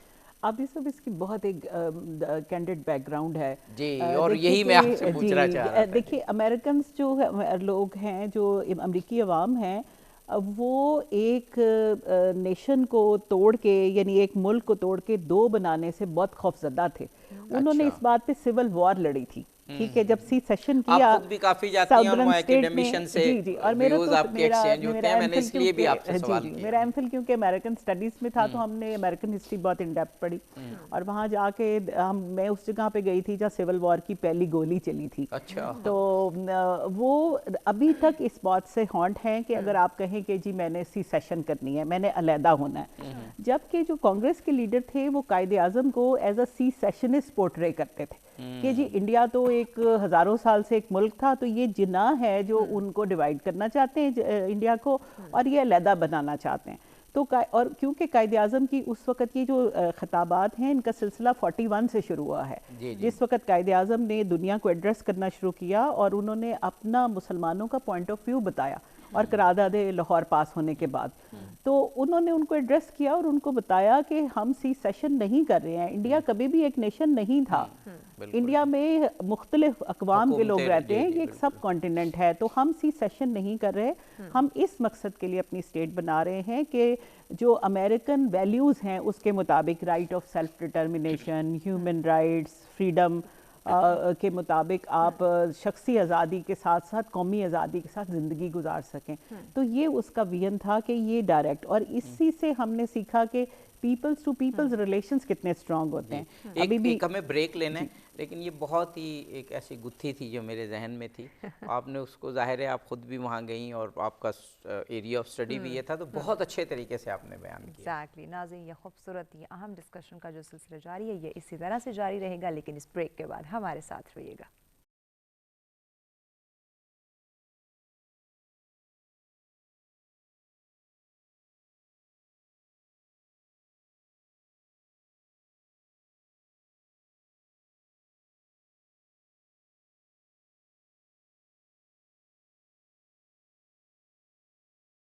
جی ویلکم بیک ناظرین. سچرا اسپیشل پاسبان ملت میں آپ تمام دیکھنے والوں کو کہیں گے خوش آمدید.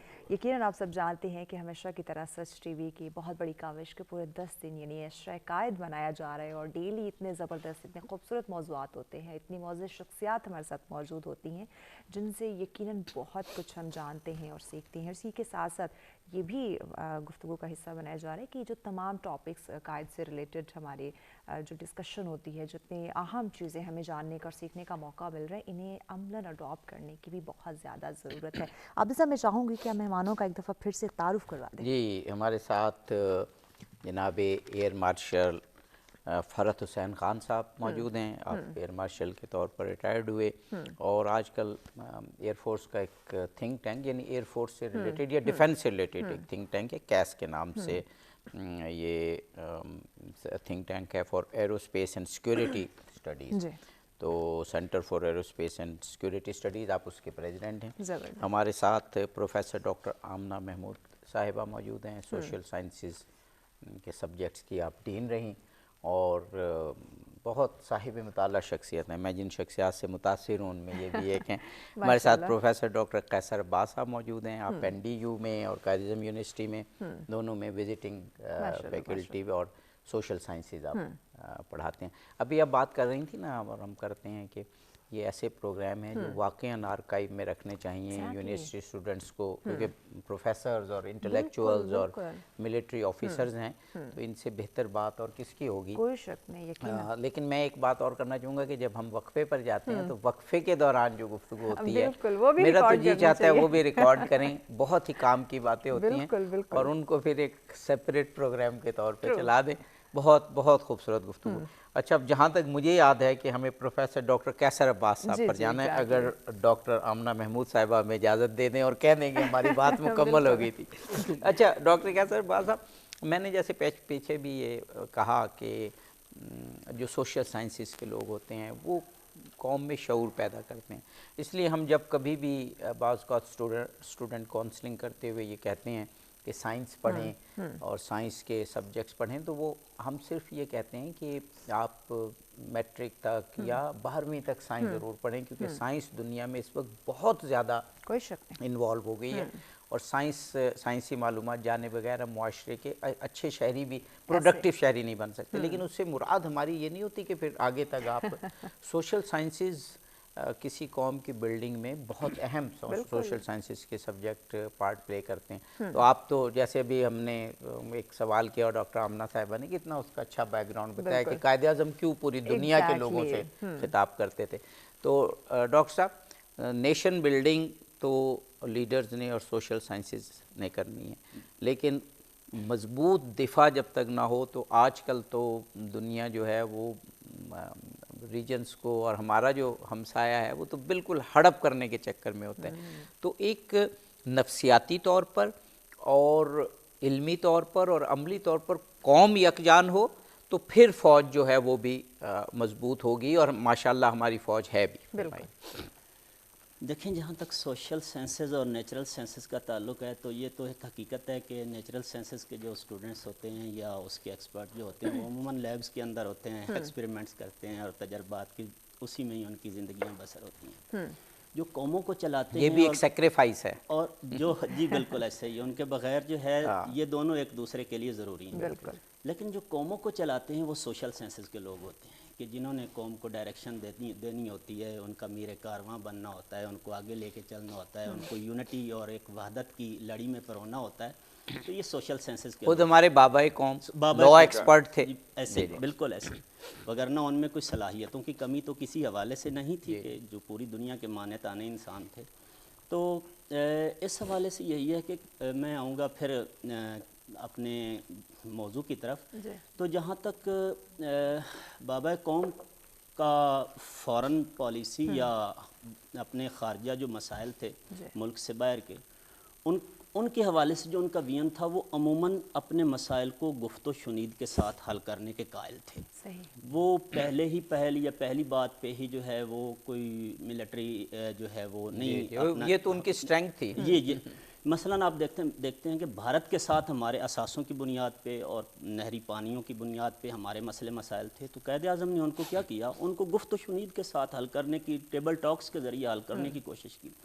लेकिन कुछ मामलात ऐसे थे कि जहाँ पे जो है ऐसे मामलात होते हैं और वो आज भी हैं कि वहाँ पे फिर जो है ये गुफ्त शुनीद और टेबल टॉक्स ये पीछे रह जाती। फॉर एग्ज़ाम्पल, जब डोगरा राजा ने एक कसीर मुस्लिम अक्सरियत की रियासत को जो है हिंदुस्तान के हवाले कर दिया और वहाँ पे सिग्नेचर कर दिए, तो वहाँ पे कायदे आज़म ने बग़ैर किसी तवक्कुफ़ के, बग़ैर किसी वेट किए, उन्होंने कहा कि हमारी फ़ौज को, जैसे ही भारत ने वहाँ पे अपनी आर्मी इंटर की, जिन्हों ने फरमाया हमारी आर्मी को भी वहाँ पे पहुँचना चाहिए। चूँकि वो उस वक्त तक हमारी आर्मी हमारे कंट्रोल में नहीं थी और उस वक्त अंग्रेज हालात ऐसे थे, हम ज़रा सेफ होके ये कहते हैं, हालात ऐसे थे। तो जो है वो कैद की बात तो ना, लेकिन फ़ौरन ही वहाँ पे कबायलियों ने अपने कश्मीरी मुसलमान भाइयों के लिए वो स्टैंड ले लिया। जब तक जिना जिंदा रहे कश्मीर के अंदर जो है वो एक तरह की वार जो है वो चलती रही। उन्होंने कहा कि हम इसको जो है अक़वाम मुत्तहिदा के ज़रिए ये वार ख़त्म करवाते हैं। ये जिन्हों ने कहा इसका आखिरी हल ये है कि हमें पहले ये सिक्योरिटी दी जाए, हमें ये यकीन करवाया जाए कि कश्मीर के मुसलमानों को उनका जो हक़ के खुद इरादियत है, उनका जो एक राइट है, वो राइट उनको मिल गया है या मिलेगा, तो उसके बाद ये जी इसमें बिल्कुल वो बहुत यानी स्टेट थे। जनाब एयर मार्शल साहब, मैं वो कायदे आज़म की तकरीर जिसका डॉक्टर कैसर अब्बास साहब ने भी हवाला दिया था, गालिबन जो मुझे याद आ रहा है 11 अक्टूबर 1947 की तकरीर है, जो उन्होंने सिविल और मिलिट्री ऑफिसर से दी, और वो उनकी थोड़ी तवील तकरीरों में से एक है। वो मैं पढ़ रहा था तो मुझे, एक तो मैंने बताया ना, मुझे वो 10 इयर्स वाली बात से बड़ी सिग्निफिकेंट नज़र आई। कायद-ए-आज़म के जहन में 37 ही से था पाकिस्तान।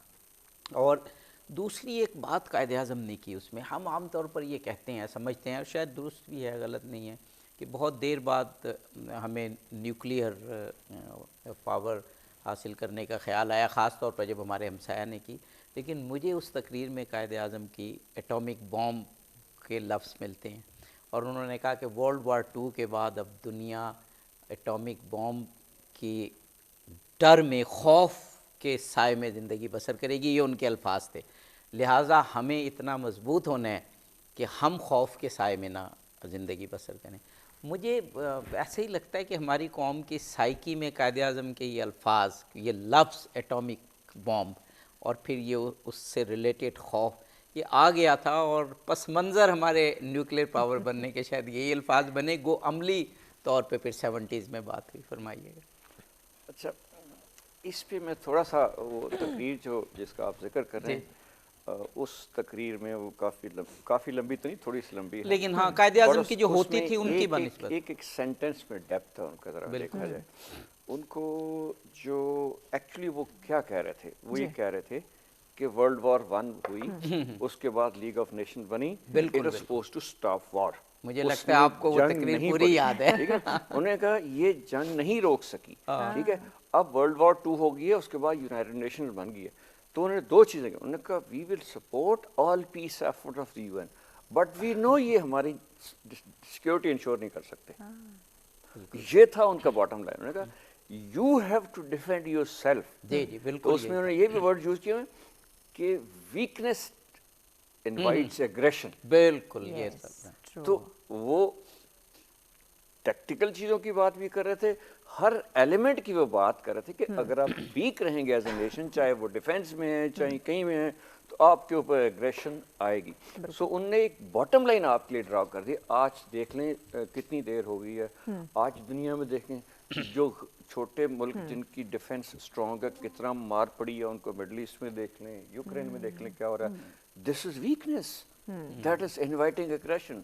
स्ट्रॉन्ग जब आपने डिफेंस रखा तो फिर आपको लोग इज्जत से बात करते हैं। सो देयरफॉर एक तो ये उन्होंने लाइन बड़ी आपने अहम बात की, और इस हकीकत को हमें पूरी तरह समझना दूसरा जो है ना यूएन का रोल जो है, हमें कायद-ए-आज़म ने वही डिफाइन कर दिया। इमेजिन के लुक एट हिज विजडम 47 में कह दिया कि ये बेकार है, फोरम बन गया, ये वॉर नहीं रोक सकेगा।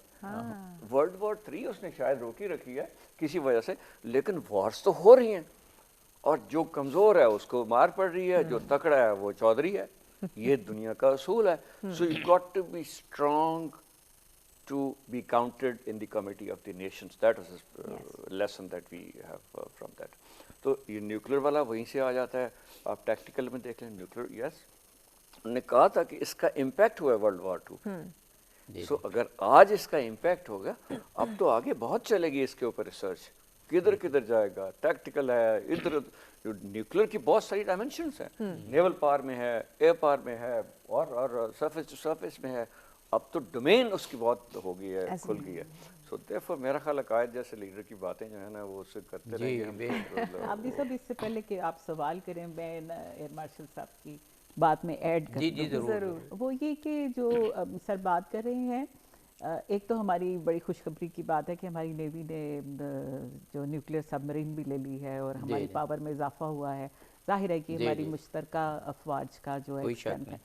दूसरे ये कि देखिए कायद-ए-आज़म ने जो बात की, जो अभी मार्शल साहब बता रहे थे और आपने भी बार बार इसको मेंशन किया है, उन्होंने एक नेशनल स्ट्रेंथ की बात की है। और मुल्क का दिफा जो है वो अफवाज से आगे होता है। ठीक है, एक तो कैसर साहब ने बड़ी वैलिडली बताया और आपने उसको क्वेश्चन किया कि अवाम फ़ौज के पीछे होते हैं और असल अवाम ताकत होते हैं फ़ौज की, और कोई भी फ़ौज अपने अवाम की ताकत के बगैर लड़ नहीं सकती। इसका एविडेंस हमें 1971 में मिल गया। बिल्कुल। जो कायद-ए-आज़म का विजन था वो ये था कि पाकिस्तान एक मजबूत नेशन होगा। और अभी एयर मार्शल साहब ने कहा कि वो एक स्ट्रक्चरल बैलेंस की बात कर रहे थे, यानी हर स्ट्रक्चर, हर इंस्टीट्यूशन अपनी जगह मजबूत होगा और there would be an institutional balance. देखें, आपकी आर्मी बहुत स्ट्रांग है, लेकिन अगर आपकी इकोनॉमी नीचे है तो you are irrelevant for others, ठीक है। अक़वाम मुत्तहिदा भी उसी को ही देखती है जो इकोनॉमिकली स्ट्रांग है और अगर उनको पे कर सकता है फॉर ऑपरेशंस जो वो कंडक्ट करते हैं, ठीक है ना। तो इसका मतलब ये है कि कायद-ए-आज़म का विजन इतना मजबूत और इतना कॉम्प्रिहेंसिव था कि उनको ये पता था कि एक भी इदारा अगर कमज़ोर होगा तो ये दफा मजबूत कभी भी नहीं हो सकता, ठीक है। तो अगर हमने, क्योंकि हमने इस बात को छोड़ दिया ना, हमने एक इदारे को या दूसरे इदारे को स्ट्रॉन्ग किया, हमने ये नहीं सोचा कि पॉलिसी मेकिंग जो है वो कहाँ होनी चाहिए और पॉलिसी मेकिंग में डिफरेंट इदारों का क्या रोल, इवन अवाम का रोल है ना। इस वक्त हम पॉलिसी मेकिंग के हिसाब से डेविड ईस्टर्न मॉडल पढ़ते हैं तो इनपुट जो है वो सोसाइटी से जाती है, जहाँ वो बाहर से आती है, जहाँ इदारों से आती है, वहाँ पे अवाम से भी आती है। तो हमने जिस वक्त कायद-ए-आज़म के विजन को निगलेक्ट कर दिया तो हमने वो इंस्टीट्यूशनल बैलेंस डिस्टर्ब कर दिया जो हमारे मसाइल की ब्रेक के बाद इंशाल्लाह इस पे गुफ्तगू। एग्जैक्टली नाज़रीन, हमारे साथ रहिएगा, मिलते हैं एक शॉर्ट ब्रेक के बाद।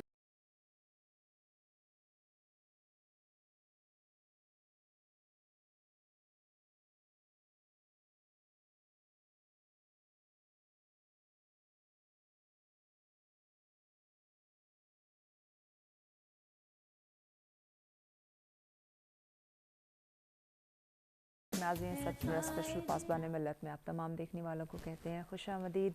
इंतहाई अहम टॉपिक है नाज़रीन और बहुत ज़बरदस्त डिस्कशन, यकीनन ऐसी गुफ्तगू जिसके बारे में यकीनन जिसको सुनना और कायद के हवाले से जब बात हो रही हो तो यकीनन कि ऐसी शख्सियत, ऐसी हस्ती हैं जिनके बारे में जितनी गुफ्तगू की जाए कम है, लेकिन उनको सिर्फ सुने नहीं बल्कि उस पर अमल करना भी बहुत ज़्यादा ज़रूरी है। तो आप लोग भी पार्टिसिपेट करें, अपनी राय का इज़हार करें, मुअज़्ज़िज़ मेहमानों से कुछ जानना चाहते हो, पूछना चाहते हो तो ज़रूर पूछ सकते हैं, नंबर आपकी स्क्रीन पर मौजूद है।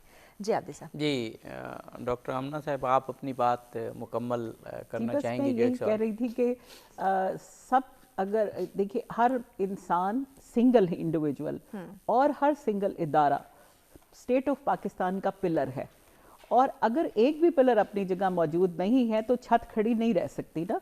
और हमें उस इंस्टीट्यूशनल बैलेंस को लेके आना है और हमें उस कायद-ए-आज़म के विजन को कि जब तक इकोनॉमी स्ट्रांग नहीं होती, जब तक सोसाइटी स्ट्रांग नहीं होती, जब तक पॉलिटिक्स अपनी जगह पे नहीं होती और जब तक मिलिट्री अपनी जगह पे खड़ी नहीं होती तो बाहर से इवन अक़वाम मुत्तहिदा भी आपका दिफा नहीं कर सकता, आपको अपना दिफा खुद करना है। दूसरे जो आप पहले बात कर रहे थे ना एटॉमिक बॉम्ब की, आपको पता है कि इंडिया का जो जॉइंट इंडिया का न्यूक्लियर प्रोग्राम 1940 में खुद ब्रिटिश गवर्नमेंट ने यहाँ शुरू किया था, लेकिन अनफॉर्चुनेटली वो उसी तरह से हुआ कि जैसे हमें एसेट्स ट्रांसफ़र नहीं हुए तो उस प्रोग्राम से हमें शेयर नहीं मिला, वो इंडिया के पास ही था और उन्होंने ही कंटिन्यू किया और उन्होंने 74 में ब्लास्ट भी कर लिया और हमने तो सिर्फ रिएक्ट किया क्योंकि हम अपना दिफा करना चाहते थे, हमारे एग्रेसिव डिज़ाइंस नहीं थे।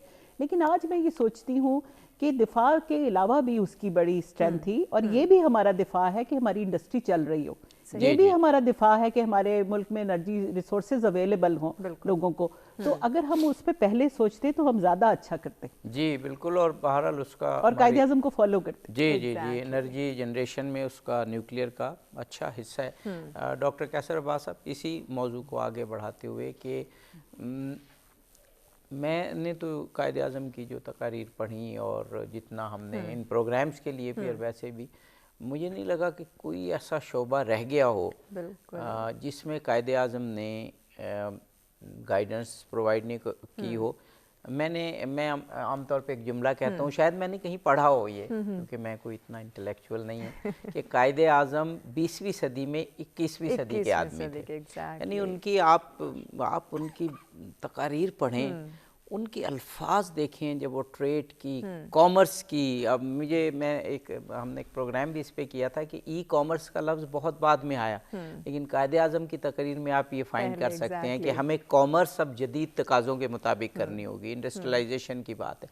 उस विजन को फिर बात वही है कि आप ऐसे प्रोफेसर्स और एयर मार्शल साहब ऐसे जो थिंक टैंक को लीड करते हैं, वो आवाम तक ट्रांसफ़र करना है। मेरे ख़्याल से वो ट्रांसफ़र हो नहीं पा रही। अब हमने एक और प्रोग्राम में भी जिक्र किया था कि कायद-ए-आज़म कहते हैं तालीम, काम, काम और काम, اور ہمارے اگر ہم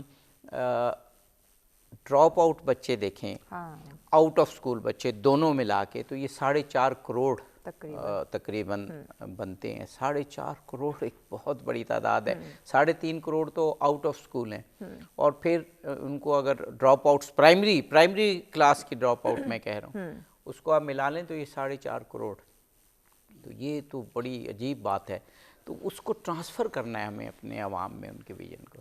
جی میں نے پہلے بھی عرض کیا کہ Quaid Azam at the same time کئی خصوصیات کے حامل تھے اور حقیقت میں ایک پرفیکٹ لیڈر تھے کہ جیسے ایک لیڈر ہونا چاہیے.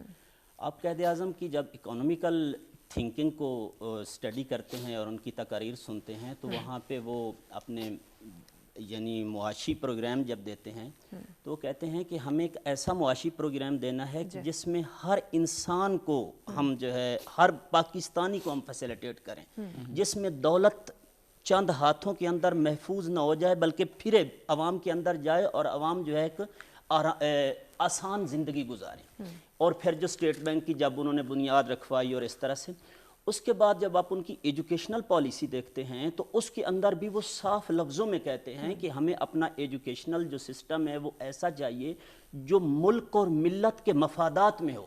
ہمیں کسی غیر کی تقلید, اگرچہ وہ ماڈرن سائنسز اور نیچرل سائنسز کے بہت زیادہ خواہش مند تھے اور سمجھتے تھے کہ فیوچر انہی چیزوں کا ہے اور جو قوم اس میں ترقی کر جائے گی وہی اوپر نکل جائے گی, لیکن اس کے ساتھ ساتھ اپنی سوشل سائنسز کے اوپر بھی وہ انہوں نے اس ایجوکیشن پالیسی والی تقریر میں تو صاف کہا کہ ہماری اب تک کی جو پالیسی تھی وہ تھی کہ جو کولونیل پاور تھی وہ ہمیں استعمال کرنا چاہتی تھی اور ایک محدود ہمیں اس میں دائرے میں رکھنا چاہتی تھی. اب یہ ہمارا اپنا ملک ہے اور ہم نے اپنی ایجوکیشن پالیسی کو بہت وسیع رکھنا ہوگا. یہ تو اس تقریر میں بڑا نمایاں ہے.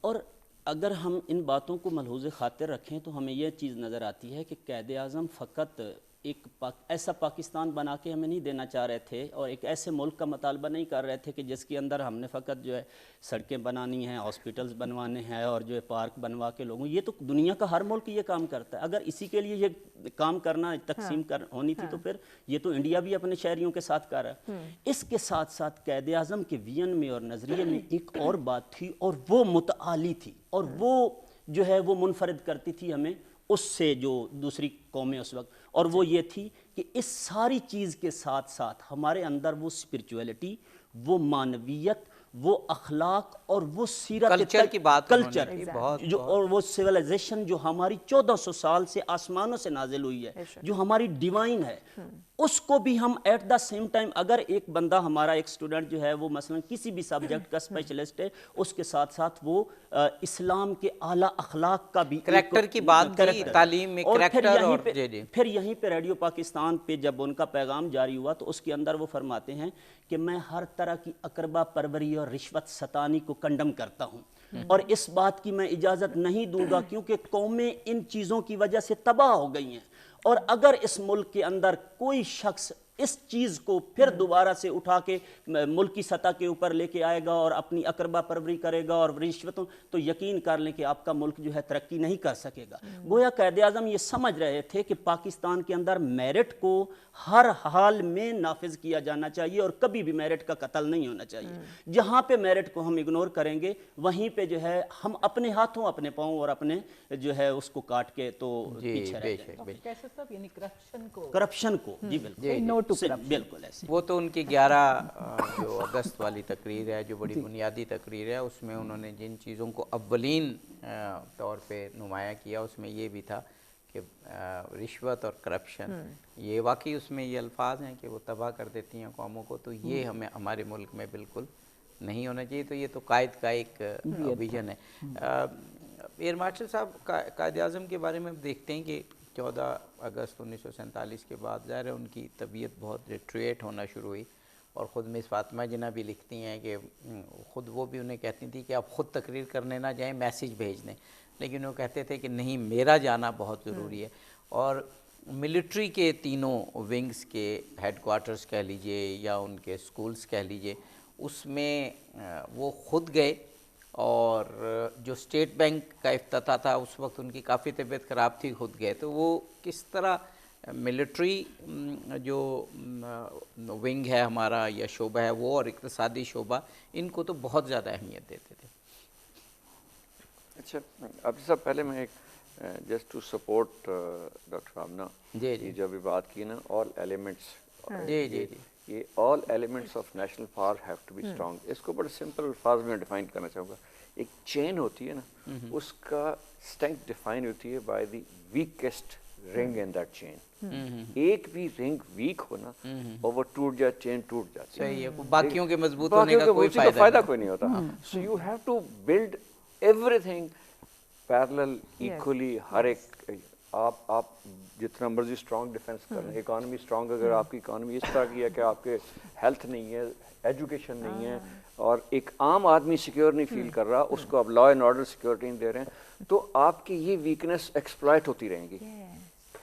You can't call yourself a strong nation. You've got to be strong in all the fields. This is one I like to say. और इस पे मैं भी एक ऐड कर दूंगी कि अगर आपके नौजवान बेकार फिर रहे हैं, उनको जॉब्स नहीं मिल रही, they can be morally depress और they can be utilise as a terrorist, क्योंकि उनके पास कोई ऑप्शन नहीं रहेगी। जी जी। अच्छा, इसमें भी कायदे आज़म ने रहनुमाई उसी वक्त की थी कि हमें ऐसे उलूम पढ़ाने हैं कि जिससे क्रिएटिव जॉब्स पैदा हों। हम सिर्फ क्लर्क नहीं पैदा करेंगे, और वो आप अनफॉर्चुनेटली देखें बाकी पूरी दुनिया में क्लर्क्स खत्म हो गए हैं, तो हमारे यहाँ वो जॉब्स अभी तक जो है वो सब ये डिस्कशन के सिलसिले को आगे बढ़ाते ब्रेक की जानिब बढ़ना है। ब्रेक के बाद मेहमानों से ये नाज़रीन खूबसूरत गुफ्तगू का सिलसिला जारी रहेगा, हमारे साथ रहेगा। मिलते हैं एक शॉर्ट ब्रेक के बाद।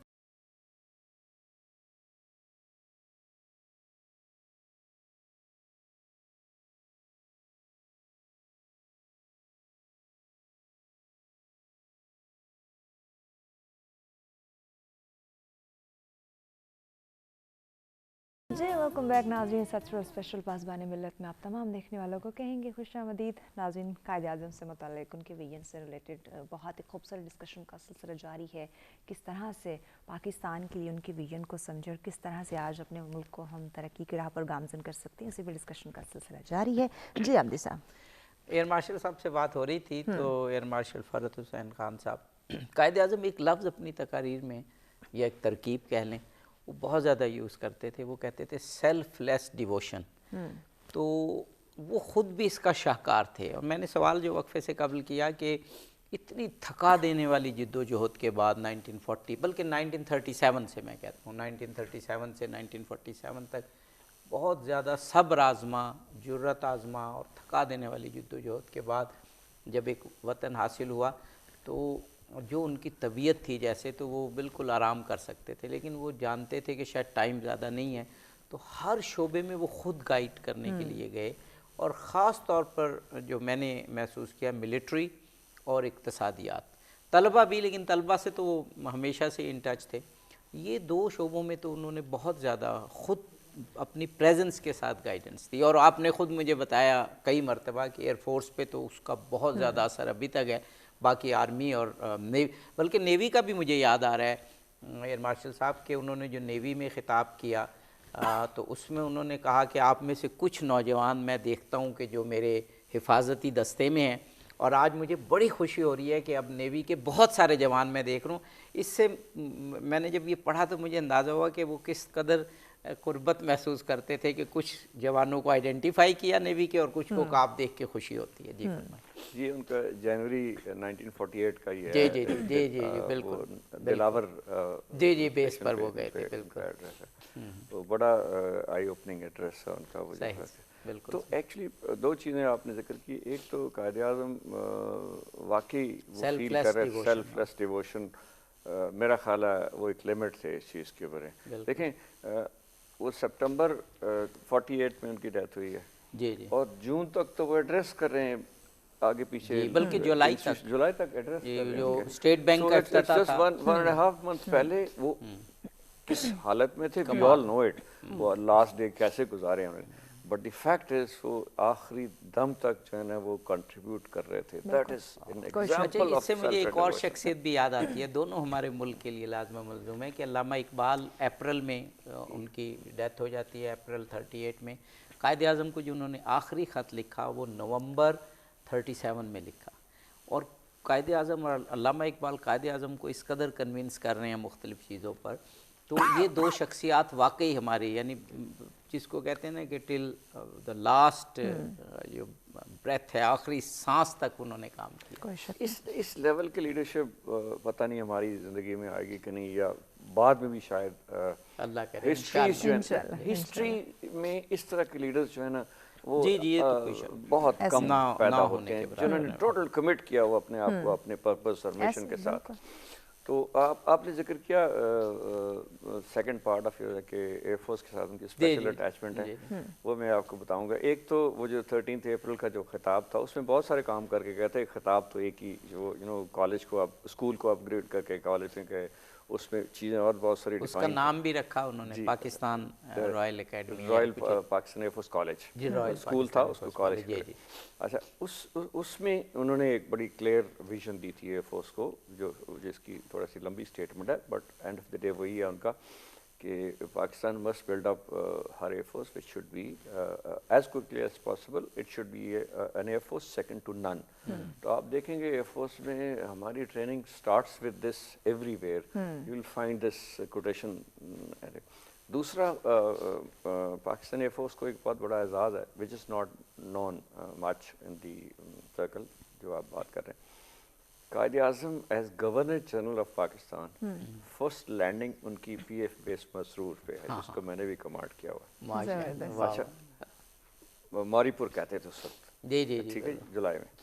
اس کے بعد جب ان کی ڈیتھ ہوئی ان کی لاسٹ لینڈنگ بھی پی ایف بیس مسرور میں ہی ہے. تو first and the last landing جو ہے نا ان کی as governor general of Pakistan, وہ آنر جو ہے نا وہ ہمیں حاصل ہے. تو ہماری بہت کلوز, آپ دیکھیں گے اکثر جو ہے نا, ابھی آپ نے ایک بہت بڑا انسٹیٹیوشن بنایا رسال پور میں, اس کا نام بھی جناٹ اسکول آف لیڈرشپ ٹریننگ. تو ہم نے بھی کیس میں کل ایک سیمینار کیا, تو اٹس آر اینول ایکٹیویٹی. ہم اس کو we are fortunate to have vision coming out of a leader like Quaid. بہت بہت. ڈاکٹر آمنہ صاحبہ, میں نے ابھی جو بات کی سیلف لیس ڈیووشن کی, وہ واقعی ہماری قوم کو اس کی بہت ضرورت ہے. اور وہ جو کہتے ہیں قیادت وہی ہوتی ہے جو اپنی مثال سے رہنمائی کرے, to lead by the example, کہ اب خود وہ. تو میرا خیال ہے قائد اعظم سے بہتر شاید ہی کوئی شخصیت ہو کہ جنہوں نے who led with a splendid example. میں بالکل اس سے ایگری کرتی ہوں, کیونکہ آپ کسی کو جتنا مرضی پڑھاتے رہیں بتاتے رہیں, یہ تو سب کتابوں میں لکھا ہے, یہ سب سلوگنز موجود ہیں, لیکن جو آپ کا کردار ہے وہی آپ دوسروں کے لیے مشعل راہ ہے. ابھی ہم علامہ اقبال کی بات کر رہے تھے تو مجھے یاد آ گیا کہ ایک دفعہ نہرو صاحب قائد اعظم علامہ اقبال کے گھر گئے نا, اور وہاں پہ وہ اپنے بستر پہ لیٹے تھے. ان کی طبیعت خراب تھی, جن دنوں وہ ان کی صحت خراب ہونا شروع ہوئی, تو نہرو جو ہے وہ قالین پہ بیٹھ گئے. بالکل. تو انہوں نے کہا کہ آپ اوپر تشریف رکھیے. تو ان کے ساتھ حکیم صاحب بھی تھے, تو انہوں نے کہا کہ نہیں, آپ جس پائے کی شخصیت ہے تو میں آپ کے برابر نہیں بیٹھ سکتا. اور یہ it was a political manoeuvring ہے نا, کہ اس کے بعد اس نے کہا کہ آپ اتنے ہائی پروفائل لیڈر ہیں تو آپ جناح کو کیوں منتخب کر رہے ہیں مسلمانوں کی قیادت کے لیے. تو انہوں نے کہا کہ ابھی آپ نے کہا کہ میں بہت اعلیٰ پائے کا لیڈر ہوں اور انٹلیکچوئل ہوں, تو جناح وہ ہے جو میرا بھی لیڈر ہے. بالکل صحیح. ٹھیک ہے. اور علامہ اقبال کا یہ ویژن تھا کہ ان کو یہ پتا تھا کہ میرے بعد کوئی جو قوم کی, کیونکہ انہوں نے تو خواب دیکھا نا, اور وہی کہ ہمارے پاس بدقسمتی سے دونوں لیڈرز ایسے تھے جن کے پاس زندگی سے اتنی مہلت نہیں تھی کہ وہ خود اپنے خواب کو تکمیل تک پہنچا سکتے. ڈاکٹر صاحب آپ کی بات کمپلیٹ کرتے ہیں, بریک کی جانب بڑھنا. بریک کے بعد ہم آپ ہی سے انشاءاللہ کنٹینیو کریں گے. ناظرین ہمارے ساتھ رہیے گا, ملتے ہیں ایک بریک کے بعد.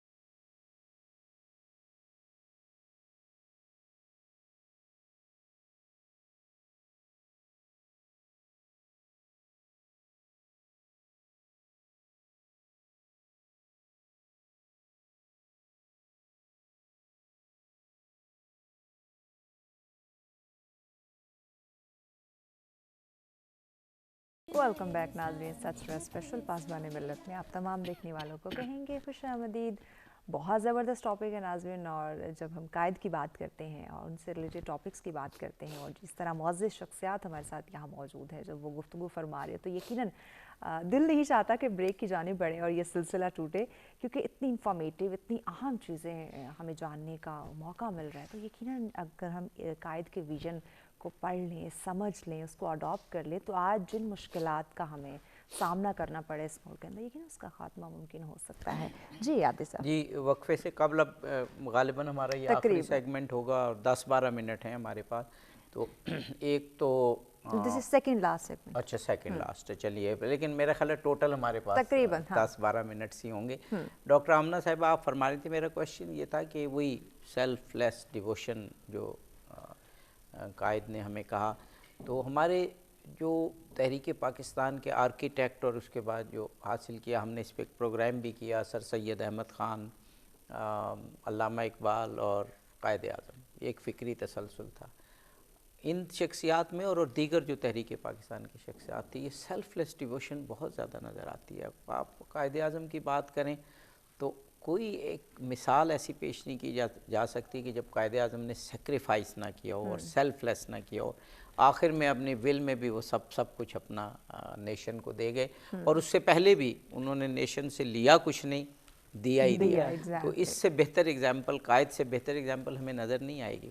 یہ کہنا بڑا آسان ہوتا ہے، لیکن خود اپنے قلم سے یہ لکھنا کہ اور لاکھوں کروڑوں روپے، اور اگر آج کے حساب سے کر جائے تو میں تو شاید کو اربوں روپے دے جانا۔ کالر ہیں، کالر کے بعد آپ کی بات کو ہم کمپلیٹ کرتے ہیں۔ امتیاز صاحب ہمارے ساتھ ہے کراچی سے۔ السلام علیکم امتیاز صاحب۔ وعلیکم السلام میم، پاسبان ملت میں یہ بھی بڑا اچھا موضوع ہے۔ جی بات دراصل جب نیا پاکستان وجود میں آیا تو اس وقت قائد اعظم محمد علی جناح، ایک تو ان کی تقاریر، ان کا عزم، ان کا حوصلہ دیکھ کے ویسے یہ کمزور شخص بھی بالکل بہادر اور ایکٹیو ہو جاتا تھا، اور پھر دفاع تو اس وقت بھی ہماری بڑی مضبوط تھی کہ ہمارا پڑوسی ملک کبھی میلی آنکھ سے دیکھنے کی جرات نہیں کرتا تھا۔ جب بھی کچھ مسئلہ ہوا وہ کسی منطقی طریقے سے ہوا، بہادری کے لحاظ سے تو کبھی کوئی سبقت لے کے جا نہیں سکا۔ اور بات دراصل یہ ہے کہ عوام کو بھی امپاور ہونا پڑے گا۔ اگر عوام کمزور ہے تو دفاع اتنی مضبوط نہیں ہوتی، کیونکہ گھر کے لوگ بھی مضبوط ہوں گے تو سربراہ جو ہے کہیں ڈٹ کے اکڑ کے بات کر سکے گا۔ تو یہ لازم مضمون اور رہ گئی قائد اعظم محمد علی جناح کے حوالے سے بات، تو انہوں نے کوئی کسر تو چھوڑی نہیں ہمیں مضبوط اور مستحکم کرنے کی۔ اب ہمارے لوگوں کا کام ہے نا کہ اس کو کس ڈائریکشن میں لے کے جاتے ہیں۔ یہ پانی کی طرح ہے، جس برتن میں ڈالو وہی شیب اختیار کرتا ہے، تو کافی کچھ سوچنے اور سمجھنے کی ضرورت ہے۔ بالکل، بہت شکریہ امتیاز صاحب، بہت شکریہ۔ یقیناً ویژن کلیئر ہے۔ جی آپ بہت تقریباً روز فون کرتے ہیں، بالکل ریگولر کالر، بہت اچھی باتیں کرتے ہیں، انٹرسٹڈ ہیں۔ اس کا مطلب ہے کہ پاکستان کی ریہیبلیٹیشن میں، ریفارمز میں اور اسٹرینتھ میں ان کا ایک خلوص شامل ہے۔ اور وہ میرا خیال ہے کہ پاکستان شاید کمیٹی آف نیشن میں سر اٹھا کے چل اس لیے رہا ہے کہ ہمارا ہر جو شہری ہے وہ ایک اسٹرینتھ ہے پاکستان کی۔ اور جو میں علامہ اقبال کے ریفرنس سے بات کری تھی کہ انہوں نے اس وقت جناح صاحب کو پہچان لیا تھا کہ وہ کس پائے کے انسان ہیں اور کس پائے کے لیڈر ہیں۔ انہوں نے لیٹر میں بھی لکھا you are the only leader. جی، اور آپ یہ دیکھیے ابھی صاحب کہ اچھا لیڈر ہونے کے لیے ایک اچھا انسان ہونا بہت ضروری ہے۔ اور ہم نے یہ دیکھا کہ قائد اعظم نے، جیسے آپ نے بھی مینشن کیا، کہ قوم سے کچھ لیا نہیں، ہمیشہ دیا۔ اور آج بھی ان کے خاندان کے لوگ کراچی میں کرائے کے فلیٹس میں رہتے ہیں، اور جبکہ ان کی ساری پراپرٹی قوم کے پاس ہے، ٹھیک ہے۔ لیکن میں اس سے ایک آگے بات کرنا چاہتی ہوں کہ قائد اعظم کا دفاع کے لیے جو ویژن تھا، کہ جس وقت ابھی آپ نے مینشن کیا تھا، وائس ایئر مارشل صاحب نے بھی مینشن کیا تھا کہ جو یہ لوگ سمجھتے تھے، جو کانگریسی لیڈر تھے اور برٹش تھے، کہ پاکستان تو 4-6 مہینے چلے گا، اس لیے انہوں نے یہ ضرورت ہی محسوس نہیں کی تھی کہ رائل انڈین آرمی کو بھی ڈیوائیڈ کیا جائے گا۔ تو یہ قائد اعظم محمد علی جناح نے کہا کہ یہ تو پہلے آرمی کو ڈیوائیڈ کرنا ہے، اور آپ دیکھیں ان کا گراؤنڈ ریالٹیز پہ اور فزیکل آرمی کی اسٹرینتھ پہ ان کی اتنی گہری نظر تھی کہ انہوں نے پہلے یہ کہا کہ یہ 1 سال لے گا یہ کام۔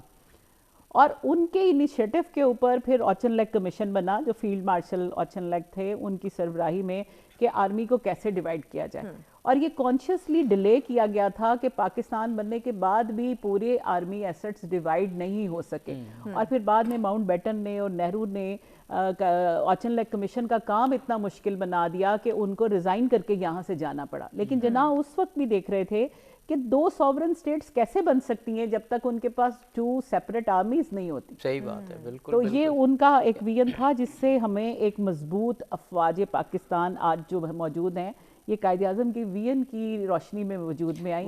ورنہ وہ جو ان کا ویژن آپ نے بالکل صحیح بتایا کہ وہ جو مجھے انگریزوں کا ویژن نظر آتا ہے اور اس کے پیچھے جو پھر ہندو قیادت بھی تھی کہ ایک تو وہ چاہ رہے تھے گورنر جنرل ایک ہی ہو تاکہ جب بھی کوئی ڈکلیریشن کرنی ہو تو اس کا کوئی مسئلہ نہ ہو کہ بھئی یہ نل اینڈ وائڈ ہو گئی. ٹھیک ہے. اور گورنر جنرل بھی ایک ہو اور فوج بھی تقسیم نہ ہو. تو جب قائد اعظم نے سب سے پہلے اب ان کی اسٹرینگتھ دیکھیں اور ان کی کریج آپ دیکھیں کہ انہوں نے ماؤنٹ بیٹن کو صاف کہا کہ گورنر جنرل ہمارا اپنا ہوگا. اور ان کی ویژن یہ تھی کہ گورنر جنرل ہمارا اپنا ہوگا. اب ان کی یہ نہیں تھی کہ میں ہوں گا، اور ظاہر ہے وہ لیڈر تھے تو انہوں نہیں ہونا تھا، لیکن ایکچولی ویژن یہ تھی کہ پاکستان کا گورنر جنرل اپنا ہوگا جب ایک اسٹیٹ بن رہی ہے. ایگزیکٹلی. اب جیسا مہمانوں سے گفتگو کے سلسلے کو آگے بڑھائیں گے، بریک کی جانب بڑھنا ہے. ناظرین ہمارے ساتھ رہے گا، ملتے ہیں ایک شارٹ بریک کے بعد.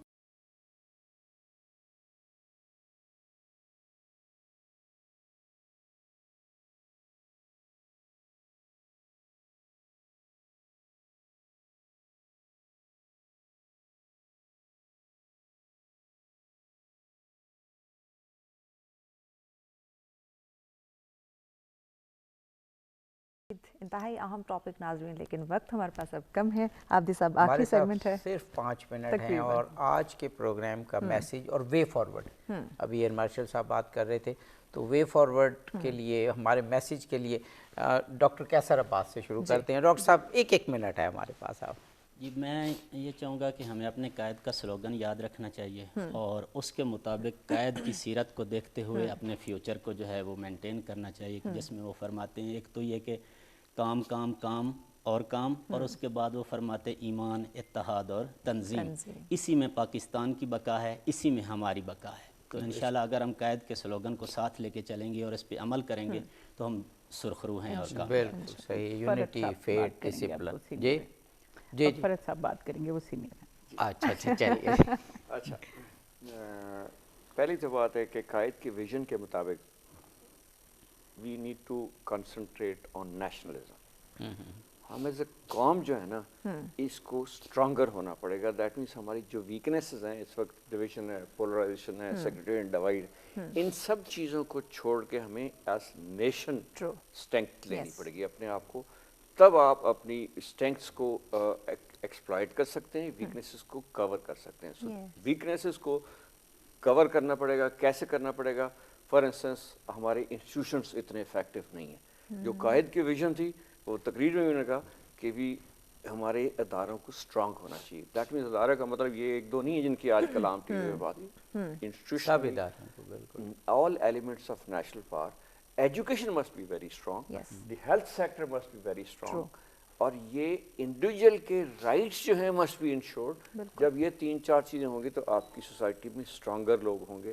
ہماری دیکھیں کتنی پاپولیشن جو ہے وہ بلو پاورٹی لائن ہے. جی بالکل. یہ پاورٹی لائن کے علاوہ جو بہت ینگ پاپولیشن ہے ہماری، جی وہ تو 60 اور 65% کے درمیان ہے. اس ساری پاپولیشن کو پازیٹیوٹی کی طرف کنورٹ کرنا چاہیے ایز اے اسٹرانگر نیشن. ان کو یہ قائد کے ویژن کے مطابق چلیں تو یہ اگلی جنریشن تو ہماری بہت یوزفل ہو سکتی ہے. اور یہ پالیسی میکر خاص طور پہ جب باہر سے آتے ہیں تو وہ ہماری اس بات کو سب سے اسٹرانگ کہتے ہیں کہ آپ you are a young nation. اس کو جو ہے نا کنسنٹریٹ کرنا چاہیے. ڈاکٹر صاحبہ 1 سے 1.5 منٹ. جی بالکل، میں بالکل انڈورس کروں گی جو فرد صاحب نے بات کی ہے. میرا خیال ہے کہ اگر ہم صرف ایک چیز کے اوپر کنسنٹریٹ کریں، اپنی ایجوکیشن اور ایجوکیشن پلاننگ، تو ہم وہ صاحب کردار لیڈرشپ اور عوام پیدا کر سکتے ہیں جو شاید 20 سال کے بعد پاکستان کو وہاں لے جائے جہاں قائد اعظم کا ویژن تھا. میں اس کے اوپر کنسنٹریٹ کرنے کے لیے سفارش کریں. जी, बहुत ही खूबसूरत प्रोग्राम। और अभी मैं भी जो हम 10 दिन का कह रहे थे कि 10 दिन पूरे प्रोग्राम करते हैं, तो आप ये देखिए कायदे-आज़म के हर पहलू पे हमने बात की, लेकिन जब भी प्रोग्राम ख़त्म हुआ तो अभी बातें बाकी थीं, तशनीकी थी और बहुत से मौज़ूआत कवर हुए, लेकिन हम 10 दिन को काफ़ी समझते थे, तो अब बस 2 प्रोग्राम और रह गए हैं और बातें लेकिन अभी भी लगता है कि बहुत कुछ रहता जी। है। और जैसे हमारे बड़े वर्दी पार्टिसिपेंट्स ने ये कहा कि हर फील्ड में कायदे-आज़म की गाइडेंस मौजूद है, और यंग जनरेशन को हम अक्सर ये बात कहते हैं कि आपने किसी भी हवाले से इम्प्रूव करना है, अपने आजकल के दौर की अगर कम्युनिकेशन इम्प्रूव करनी है कि आप कैसे कम्युनिकेट करें, तो कायद के कॉरेस्पॉन्डेंस को पढ़ लें, वो मौजूद है, और कायद की तकारीर को पढ़ लें। शॉर्टेस्ट यानी पॉसिबल जो वर्ड्स हैं उसमें कितनी कम्प्रिहेंसिव बात वो करते थे, ये उनकी तकारीर जो नेट पर भी मौजूद हैं, और लेकिन ऑथेंटिक साइट से ये मैं कहूँगा कि जब आप कोई भी चीज़ और कायदे-आज़म की हो या कोई भी और हो, तो जब भी नेट से आप इंफॉर्मेशन लें, आपको ये मालूम होना चाहिए कि ये मुस्तनद साइट से आ रहा है, क्योंकि नेट पर ज़्यादा मवाद मैं ये कहूँगा अनफॉर्चुनेटली वो गैर मुस्तनद है, लेकिन कुछ साइट्स ऐसी हैं जो अपने अपने टॉपिक्स पे मुस्तनद हैं, इंफॉर्मेशन उनसे लें। यकीनन। बहुत शुक्रिया मुअज़्ज़िज़ मेहमानों का हमें वक्त देने का। नाज़रीन, यकीनन बहुत ही ज़बरदस्त टॉपिक। और जब कायद की विज़न की बात करते हैं तो यकीनन जिस तरह हमारे मुअज़्ज़िज़ मेहमानों ने फरमाया, आबदी साहब ने फरमाया, ये बहुत ज़्यादा अहम ज़रूरत है इस वक्त की कि हम कायद के विज़न को पढ़ें, समझें, और हमें अगर कामयाब होना है, तरक्की हासिल करनी है, तो हमारे सामने तो चीज़ें क्लियर हैं। यकीनन जब हम उनको पढ़ेंगे, अमलन अडॉप्ट करेंगे, तो कामयाबी यकीनन हमारा मुकद्दर बनेगी। इसी के साथ इजाज़त दीजिए, कल फिर कायद से रिलेटेड एक और ज़बरदस्त टॉपिक के साथ आपकी खिदमत में हाजिर होंगे। अभी तक के लिए इतना ही। अपना और अपने